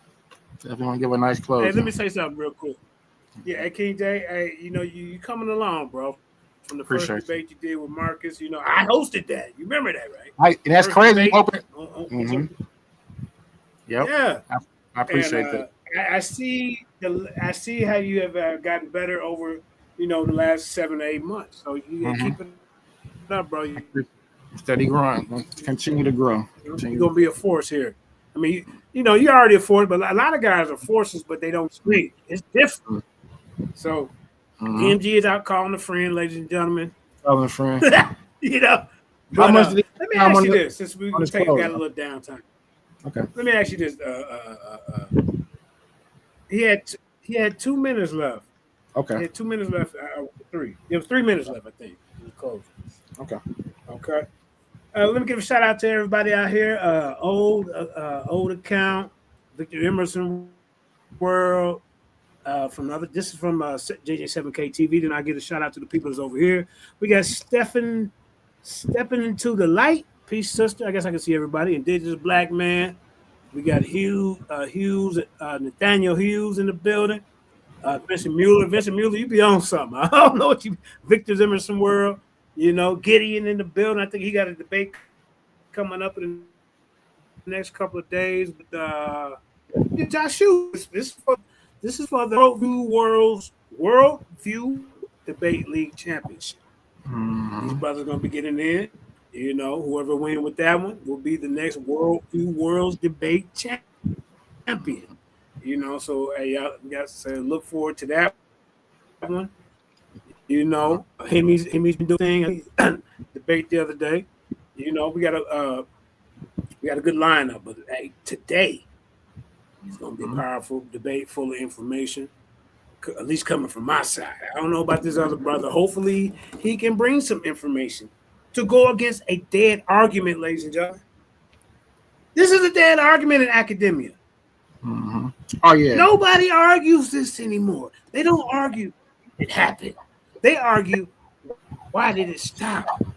That's the better. Go ahead, King J. You can go ahead and talk a little bit, man. Yeah, that would be a better. That would have been a better argument as far as his frame. Can you hear me? Can you hear me now? Okay, yeah. That would have been a better argument as far as like instead of saying, "Did it ever happen?" You know what I'm saying? We know that it happened at least in the first dynasty, first kingdom. So I mean, that's easy. Yeah. So back to this though. He signed up for this. We know it happened. Yeah, back to this. So yeah. So can you share my screen? No, I don't. Yeah, no. I can't. Oh yeah, share. wait. I can't share. Okay. I don't know if DMG want to call in from the phone and finish his last 3 minutes. Maybe I can call that. Then you could finish yours. Let me call. Yeah, he can do his closing. That wouldn't be fair. He can start over with his closing. You want to do yours? I mean, he can close off from the phone. Okay, well, you go ahead and do. No, we're gonna wait. Let me call this guy. We're gonna wait. All right. We'll wait. So let me ask you this, man. Did you see the Netter debate the other day? What did you? No, I didn't. I didn't. I saw the after show and I fell asleep on it. But hey, where did I get cut off? Where did I get cut off? You got 3 minutes remaining, man. 3 We don't. minutes. Is it okay, Y'all KJ? ain't heard the Start last over. 3 minutes. Let's start it over. No, you got 3 minutes remaining. He fell off at 2. We did hear 2 minutes of the closing. But he's been Am I talking the right, whole KJ? time, JJ. We just ain't know. He was talking. Yeah, I'm reading the whole time. Okay, let's go ahead. All right, so hold on. You say I had Yeah. 3 minutes or 2 minutes left? Yeah, 3 minutes. He said he wouldn't call Jabari or somebody. I don't know what that's all about. Go ahead. What the hell? All right, hold on. Let me go back. I don't even know where I left off, man. That's crazy. Hey, I told you, man, King J sabotaged me, man. King J called the internet company and said, hey, I need some help with DMG. All right, well, do y'all remember the last thing y'all heard? No, I so what I'm gonna do, King how J, you is it say- all right if he start over with his 5? Is it all right, and I'll give you an extra minute? If you want to, All right, go ahead, start over. Go ahead. All right, hold up. All right, yeah, let me do that. Let me turn my camera off and see if that helped the signal. I don't know what's going on with that. You must be getting your signal from East St. Louis somewhere. Goddamn it. I don't know. East Boogie. He got That the is East funny. Boogie internet, ladies and gentlemen. What you know about East Got family Boogie, in man? East Boogie. I'm from Illinois. I got family in East Boogie. yeah, That's what's up. That's what's up. Hey, JJ. All right, let me try to share my screen again. Hey, DMG. Say, King J. Yes, sir. JJ from Decatur. Oh, for real? You been there? Yeah. D-Town. I ain't even know that, JJ. King J, what you know about Decatur? I'm in We'll Champaign. talk about it later. Yeah, I'm in Champaign. Oh, okay. Yeah. Hey, you know my All son right, JJ, graduated start from U of I. my time. All right, And before you start my time, King J, I appreciate your grace, brother. You displaying the grace of a Christian. Yeah, What? Damn. oh man. Oh man. All right, start my time, JJ. All right, time starts. All right, let's Now, go ahead. All right, ladies and gentlemen, throughout this debate, I've asked one simple question. Was Christianity itself forced upon American slaves? Not whether slaveholders committed evil, not whether churches were hypocritical, not whether religion was abused as a tool of oppression. History answers all of those questions with a resounding yes. The real question is whether Christianity, according to its accepted scholarly definition and the teachings of its founder, Jesus Christ, was forced upon our ancestors. Words matter. Definitions matter. Christianity is not defined by the behavior of every person who claims the name Christian. Christianity is defined by the life, teachings, death, and resurrection of Jesus Christ. If we abandon that definition, then every worldview must be judged by its worst followers instead of its actual beliefs. That is neither intellectually honest nor historically sound. My opponent has attempted to equate the crimes of slaveholders with Christianity itself, but those are not the same thing.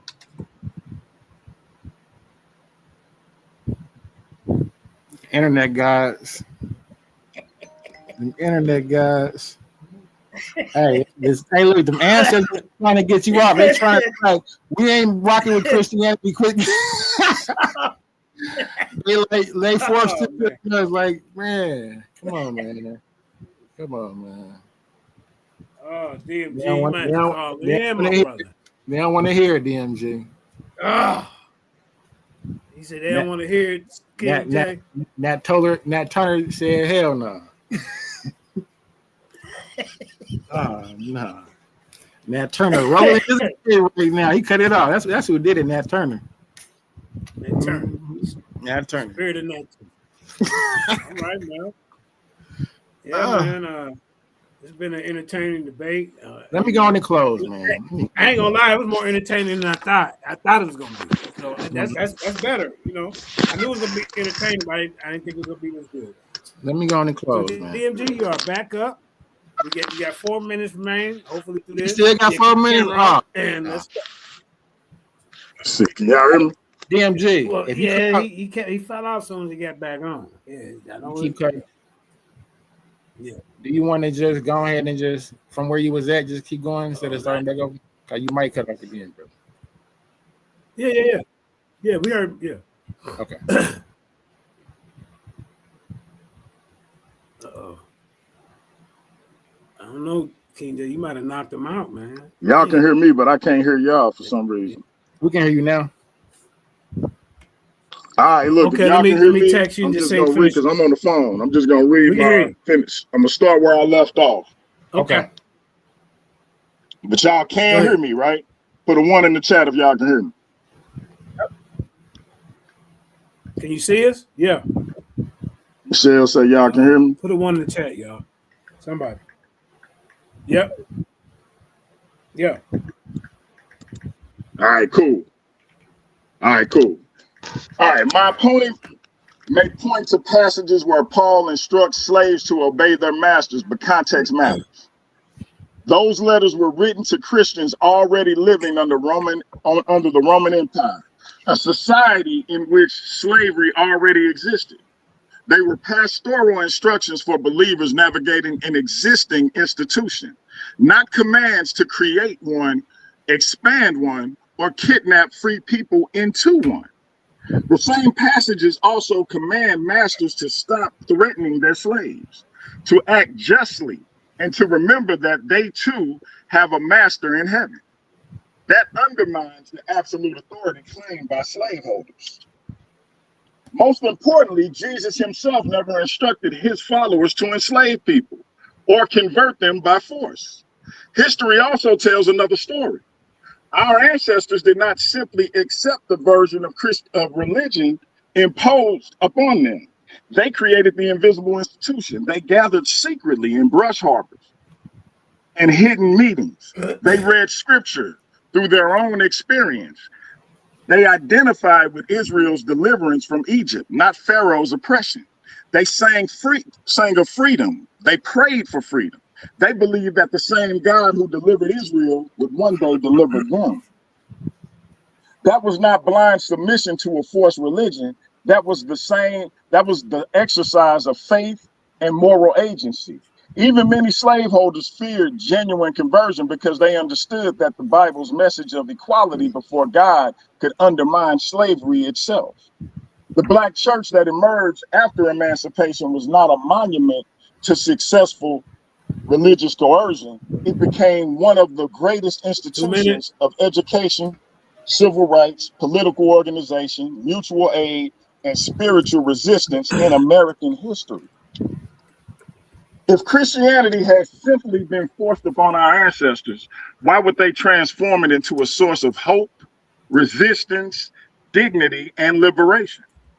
Because they distinguish between the religion of Christ and the religion of the slaveholder. That distinction is at the heart of this debate. No one here is defending slavery. No one here is defending the hypocrisy of those who claimed Christ while violating his teaching. What I am defending is historical accuracy and theological precision. The question is not whether evil men quoted the Bible. The question is whether Christianity, as defined by Jesus Christ, commands what those men did. The evidence says no. The teachings of Jesus say no. The historical record says no. The scholarly definition says no. Slaveholders forced oppression. Slaveholders forced labor. Slaveholders often forced outward religious instruction, but they did not force Christianity itself, because genuine Christianity requires faith, a response of the heart that cannot be produced by chains, whips, or laws. You cannot force attendance, or you can force attendance, you can force silence, you can force conformity, but you cannot force faith. That is the resolution before us. That is why the resolution before us should be rejected. Christianity, according to its definition, according to the teachings of Jesus Christ, was not forced upon our ancestors. It was ultimately embraced, reshaped, and proclaimed by many of them, despite the sins of those who falsely claim to represent Christ. I'm done. Thank you. Hey, JJ, I know y'all can't hear me. Time. Please give King J equal time. I apologize for the technical difficulties. I appreciate you, feel me? It's all Yeah. I will. Yeah, you got a little grace. Go ahead, King J. Close it out. Once again, definitely appreciate the brother DMG for allowing me to, battle on this, even take the debate with him. He's the lead owner. It's an honor. So I'm gracious for that. But I'm sorry I had to do it to you, family. You feel me? It's out of love, But when the argument that the brother is making, so if you can show my screen real quick, because he wants to make this theological argument. DMG, could you? DMG, you can't share my screen he fell off. Okay. Well, let me just give you my close. Family. Yeah, let me give you my close. Yeah, go ahead. Give me 1 second. All right, ladies and gentlemen. You got 4 minutes. Go ahead. Ladies and gentlemen and judges, and my worthy opponent, we have reached the end of this debate, and the historical ledger stands completely undisputed. My opponent spent his time tonight fighting a desperate losing war against the archives. He tried to build a sanctuary out of semantics. He tried to tell you that the blood, the chains, the branding irons, and the forced conversions were the fault of bad people, bad politicians, or the Roman Catholics. Anybody but Christianity, right? But from the very first slide, we blew that sanctuary apart. We dragged them back to the linguistic and structural reality of the text. I showed you Ignatius of Antioch in 110 AD, proving that the institutional hierarchy of the Christian church is of the Catholic Church is the original foundation of the Christian church. I showed you that the Council of Nicaea in 325 AD and the Edict of Thessalonica in 380 AD were the literal definition of what makes a person a Christian, was legally manufactured by a Roman Empire and a Catholic Council under the threat of state execution. You cannot separate the cross from the sword of the empire that compiled it. The Christian church is the Christian church. The Catholic Church, is the Christian church. And its primary law has always been top-down imperial submission. My opponent's entire defense collapses on a single fraudulent premise: the myth that conversion requires conscious intellectual consent. He wants you to believe that our ancestors sat down, read the scriptures, had a theological awakening, and chose of their own free will to follow Christ. History laughs at that delusion. I took you to the shores of West Africa. I took you to San Jorge de Mina in 482, the Amina Castle, where the Portuguese built a Catholic chapel directly over the slave dungeons. I took you to the coast of Angola, where the millions of our terrified chained ancestors were subjugated to the mechanical baptism. Let the record reflect. The devastating historical truth is this: knowledge of doctrine has never been a requirement to be baptized as a Christian under forced conversion. We're talking about forced conversion here. The priests standing on those prison yards did not hand out Bibles.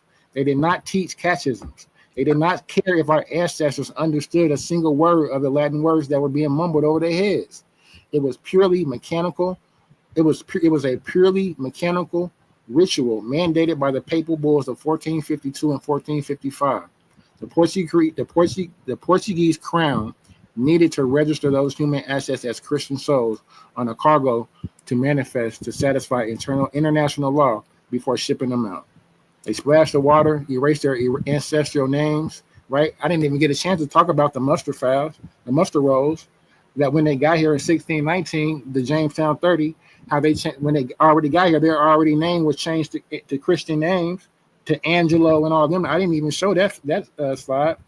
2 minutes remaining. 2 minutes remaining. We erased their ancestral names from record and immediately seared the cross of Christ onto their flesh with a red-hot iron. They were processed as heathens and stamped as Christian assets. That is not evangelism. That is identity laundering at the tip of a spear. And when that cargo landed on the shores of America, the Anglo-American Protestants perfected the trap. My opponent cannot escape the statutory record. I showed you the Virginia Act of 1662, which legally combined the black womb, ensuring that our ancestors passed their chains down to their babies as an inheritable financial asset. And when our ancestors tried to use the church's own water to sue for their freedom, I didn't even get to talk about Elizabeth. I forget her name, Elizabeth something. Those white Christian lawmakers steeped into, or the Stono Revolt, steeped into the legislation in 1672 and passed a statute that explicitly stated baptism does not alter the condition of a person as to his bondage. They legally divorced the salvation of the soul from the body. They told our ancestors that Jesus could have their spirit in the next world, but their flesh belonged to the master in this one. And to lock physiological handcuffs, we look at the Bishop of London, Edmund Gibson, in 1722, when he issued his manifesto instructing masters to force Christian instruction onto their plantations because it would make their slaves more obedient and protect their property. They systematically stripped out the book of Exodus. They erased the text of liberation. They forced our ancestors to memorize Ephesians 6:5, where it says, "Slaves, obey your earthly masters." They turned the text into a spiritual whip, convincing the slave that if they resisted the master on earth, they were sinning against the God in heaven. So let us all call it what it is as we close this round. Christianity was not accepted by African slaves. It was systematically, legally, and physically inflicted upon them. It was forced upon them with the text of Leviticus 25, I'm closing now, and Exodus 21, codified the minute chattel. It was forced upon them when the Edict of Thessalonians criminalized their indigenous spirituality. It was forced upon them when the papal bulls ordered them in perpetual reduction to livestock. It was forced upon them when the waters of baptism was used to splash upon their identities at the ports of Angola. And it was forced upon them when the Virginia slave codes turned the gospel into a corporate security handbook to prevent rebellions. The white power structure realized the profound truth. Physical chains can be broken with raw strength, but if you convince a captive that the Almighty God ordained his bondage, he will lock his own shackles. They baptized the soul to secure the property of the body. My opponent wants to defend the book. I am standing here defending the historical memory of our ancestors who bled beneath it.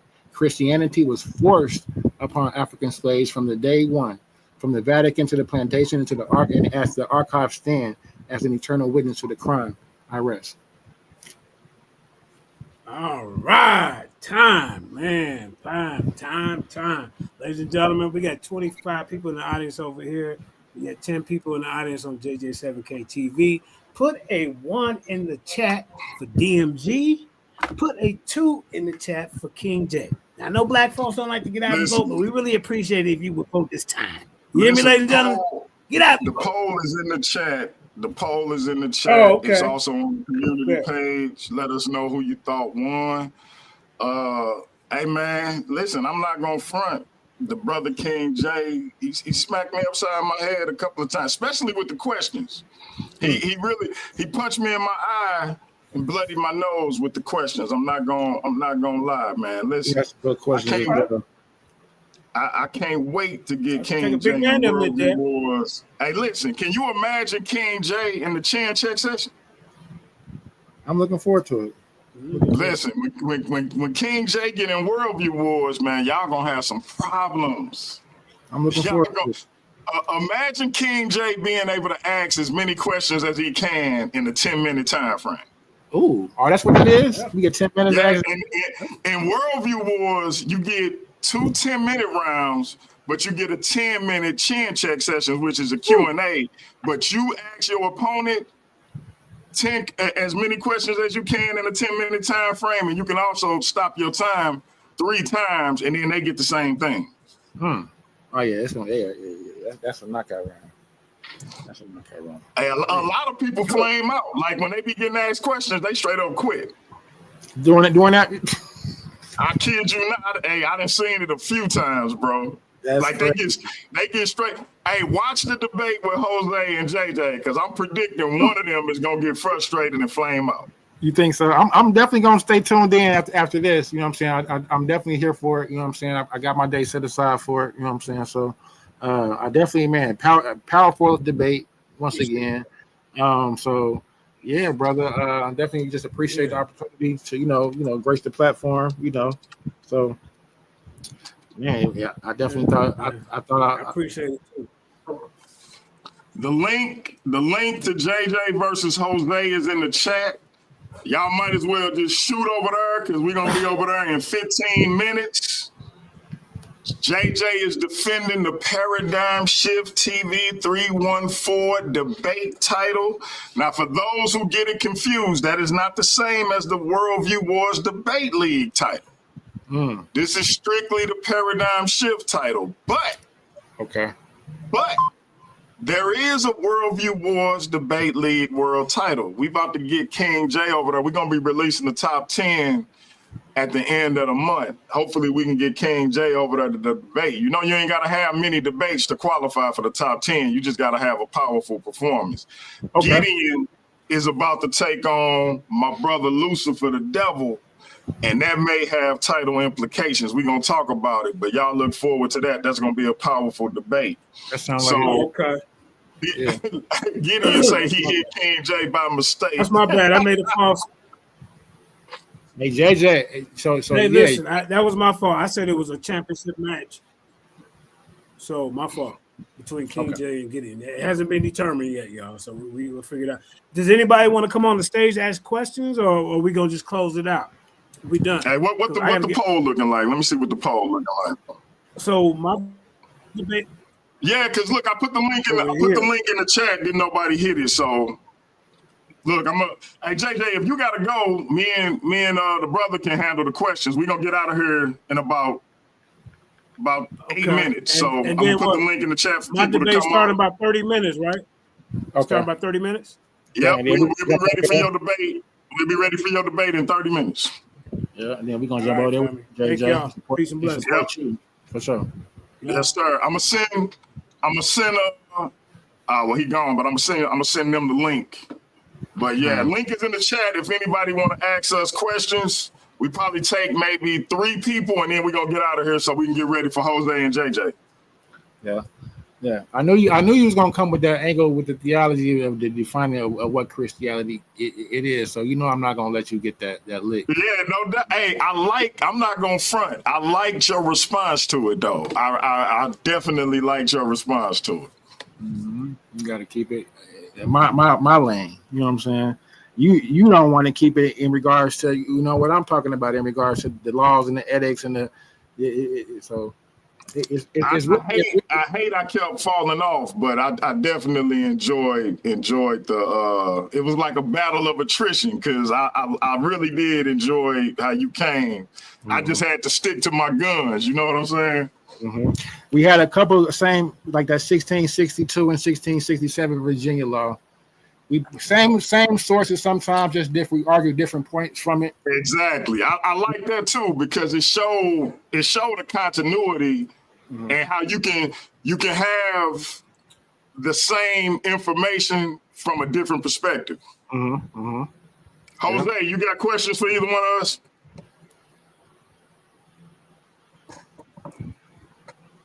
Jose, you there? Gideon and Jose. Yeah, I'm here. What's up? You got a question for me or King J? I just want to say, I almost started speaking tongues the way you was preaching that DMG. I had a little passenger, man. I almost opened my Bible and started dance a little Christian jig there. I said, nah, man, this man can't be on here acting like a pastor. Yeah, so King J was a good debate, but just on GP, I had to go with DMG on this one because he made an argument that I can't go against. If it was someone else, I probably would have gone against the argument. But he made a good argument. It's something I've often said. African Christianity was never the same as European Christianity. So I have to agree with that statement. Just to be honest, but it was a good debate. So you guys tune in later. We're gonna have another great debate, right? And you're gonna see me take that title off of JJ 7000 today. Woo-wee. For you sure. Say he gonna take it off of him. I might be the underdog. But they're gonna be carrying me out saying, "Long live the Ice Smiter," because I'm not playing.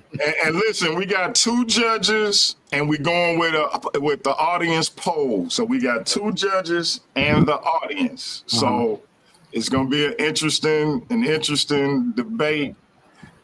The chin check is in effect, so they're gonna have 10 minutes to ask each other as many questions as they can. And remember, with the chin check, the person who is asking the questions, Gideon familiar with this. The person who asking the question is controlling their time. So when they say stop, the other person got to stop. And that's where the problem come in, because the other person be trying to still answer, trying to debate. No, you got to stop and let them reset and either get clarity on your answer or move to their next question. But it's up to the person asking the question to control the time. That's why they got 3 timeouts. So it's gonna get hectic, especially with JJ and Jose. Man, hey, Gideon, you got a question for me or King J? Yeah, man. First, I just want to say all praises to the Most High in the name of Yahshua HaMashiach. Appreciate you letting me on, man. That was a fire debate, man. Both of y'all put in that work. Y'all had good information, but as we all know, a person can win a debate even if, a person don't believe in those debaters, ideas. It's just on how good you prove your point. And with that being said, King J still, in my opinion, as far as with the judges, he still have, this is still up in the air to me. So with my 2 questions, it's going to kind of, see to me, because if the judges focus on a certain thing, that's why I say it can sway. So to DMG, Gideon, because it was me debating as the platform owner, and because my judges that was available are already judging JJ and Jose, we just going with the poll. Okay. All right. So with that being said, King J, if he would have had more time to drill in on his point, because it seemed like you really didn't. So I'm gonna ask you, okay, King J said that, Yahshua changed nothing about the law, and with that being said, he showed you certain texts in the Torah where it talks about slaves and how you can own them and this and that. And I felt your rebuttal, was good enough. But if he was to press it, I felt. So what would you say to that? Like, how does it cancel out that law if that's a functioning law in the Torah? Well, I would stick to what I said. Number one, it don't apply to non-Israelites. That's number one. So anybody else trying to justify their actions by doing it, they would have to show that was for them to do and not just applying to the Israelites at that particular time. That's first. Second, they would have to show me where, again, because we know while Christ didn't quote unquote change the law, he did make some adjustments. And we got evidence of that because, as he said, you heard it said, thou shalt not commit adultery. But I'm telling you, if you look at a woman lustfully, you've already committed adultery in your heart. So he made some adjustments. So I would submit that even though he don't make a clear statement on slavery, his statements about liberation and the oppressed make his stance, to me at least, clear on it. So if you want to press me on Israelites having slaves within that particular time and that particular context, and you want to superimpose that over what Europeans was doing, I'm going to simply say Christ, the man who Christianity is based on, spoke of liberation, spoke of freedom. In the spirit of the Lord, there's liberty. So that would be my answer to that. Oh, okay. No doubt. I don't know if King J wanted to respond, but I do have a question for him. Yeah, I really wouldn't accept that answer that he gave Gideon. Like you say, if I had more time, I would have pressed that because he didn't really answer it. I would say that in regards to the actual scripture was Leviticus 25:44 through 6, where it commands that you can buy human beings from other nations around you. So my question to DMG should have been more directly as asking him, do you think did Jesus change Leviticus 25 in regards to that particular commandment where you are allowed to have slaves? Okay. All right. So now my question is to King J. Hey, King if J. I may though, Go ahead. Yeah, go ahead. I would submit just like he said. I ain't answered that one, and I gave my answer. Just like my first question, he never answered it. So touche. Go ahead. Yeah. So hey, King J, when you was describing all the things that the slavers that they did to us, during the Ma'afa, and how we were treated, persecuted, Yes. suppressed, and oppressed. Mhm. Is there any one scripture, because we're talking about Christianity? Is there any one scripture? Because a person can say that they're a Christian, as DMG, showed it to us time and time again. But the actions is what matters. So if a person says they're a doctor, but they don't have a medical degree or even knowledge of medicine, that doesn't make them a doctor. I'm sure you would agree with that. So as DMG asks, but when debates be going, things be moving fast. Could you show us where the teachings of Christ or the teachings of Paul tells us to go out, subdue, and place people into captivity, verbatim in the scripture?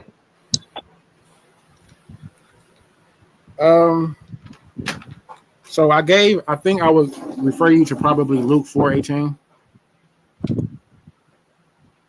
Okay, could you reread that for us and the people listening? Let me see. I have to pull it up. It was a part of my string down here. Which one you said? I could probably.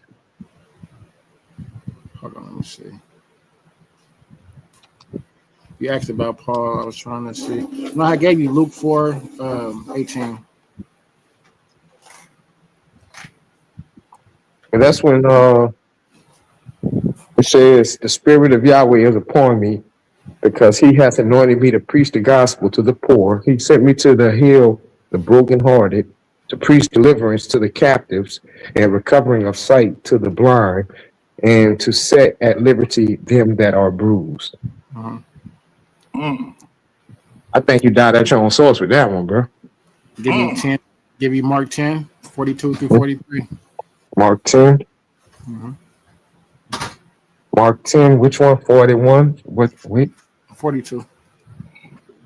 But Yeshua called them to him and said unto them, "You know that they which are accounted to rule over the Gentiles exercise lordship over them, and their great ones exercise authority upon them."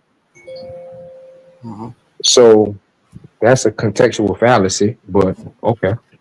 And that's what the brother's infamous GMG's argument is, right? Because the fact that he didn't argue, he couldn't answer Leviticus, right? So Leviticus in this question ties hand in hand, because if you can't say that. So can you answer this question for me, DMG? Does Jesus condemn Leviticus 25? Yes or no? Not that I Now, know of. if you asking me, or you asking DMG, Well, I mean, DMG. I was asking DMG. I don't think he needs to condemn Leviticus, because like I said, it was for the Israelites at that particular time when it was written. So Leviticus I don't think we can superimpose Leviticus over any other time frame other than the time frame it was written in. So the early church fathers that were using Leviticus, were they using it incorrectly? As far as what? Enslaving other nations besides their own. Absolutely. But is that not what the text says? That don't mean they was using it correctly. Are they Israelites? So if I may, I'll say this, since we're not going to kind of have a after party about this or whatever. So what I was hoping DMG would say or revert to, but you know them Christians, man, they don't know that law, man. So yeah, no, I ain't an Israelite, so I ain't got to follow the law. So, but look, hey, we do got to get out of here. I got one more question for King J, and Gideon, you can answer this too. Jose, you can tap in, but probably not, because you got a debate. Why when people bring up the scripture, slave, obey your master, they don't continue the scripture and say what the master's obligation is to the slave in terms of treating them justly and fairly and not abusing them. Why they just cut it off as slave obey your master?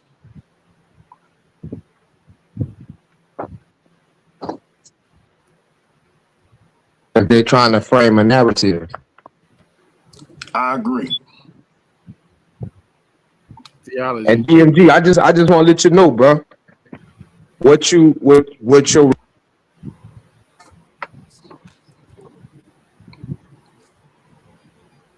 You went out getting me. you can hear me now? Can you hear me now? Yeah. Yes, sir. So when they make that argument with you, all you do is point them towards Deuteronomy 23:16, where it says that anybody caught stealing a man will be put to death. And then you also go to Exodus 21:6, where it says that if a person who is who's a servant, if they flee or they run from their master, you are not to return them. So that's what I was looking for you to say. You know what I'm saying? So Wait. Because Gideon, did Paul return them? Tell him to return or no?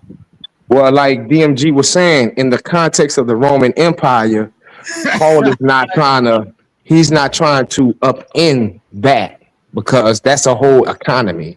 So when you read the scripture, like he was saying, if we're going to listen to Paul, that master would treat his servant like he would want the Most High to treat him, because that's what Paul tells the master. Like DMG said, they stopped reading it because further down it tells the master how to behave towards the servant. So he's not telling you to start a revolution in the sense of upending the Roman Empire. The revolution is more or less from within because the kingdom is within. Yeah. You see what I'm saying, King J? And all that's interpretation. So listen, so family, check this out. The link for JJ and Jose debate is in the chat. Y'all click over there. I'm headed over there right now. We finna kick that thing off. The title is on the line. The mighty Mandinka Mali against the eye smiter Jose Francis. Hope y'all enjoyed this debate. I cannot express enough how much I appreciate and respect King J. He put that work in. It was a hell of a debate. I apologize, King J, for the technical difficulties. I will say, not just to King J, but anybody who has a critique of Christianity from now on, when you say the slave obey your master verse, make sure you go down a few verses and talk about what the slave master obligation was to the slave. And don't compare that to what happened to our ancestors no more. Hey, this your brother DMG. Click over to the debate between Jose Francis and Mandinka Mali. We about to get that in. It's Paradigm Shift TV 314, Worldview Wars Debate League. We're going to be right back at it. Appreciate y'all. I told you I wasn't stepping to. I ain't disrespecting you, son. You wanted to be that way. What? You wanted to be that way. What is the other way?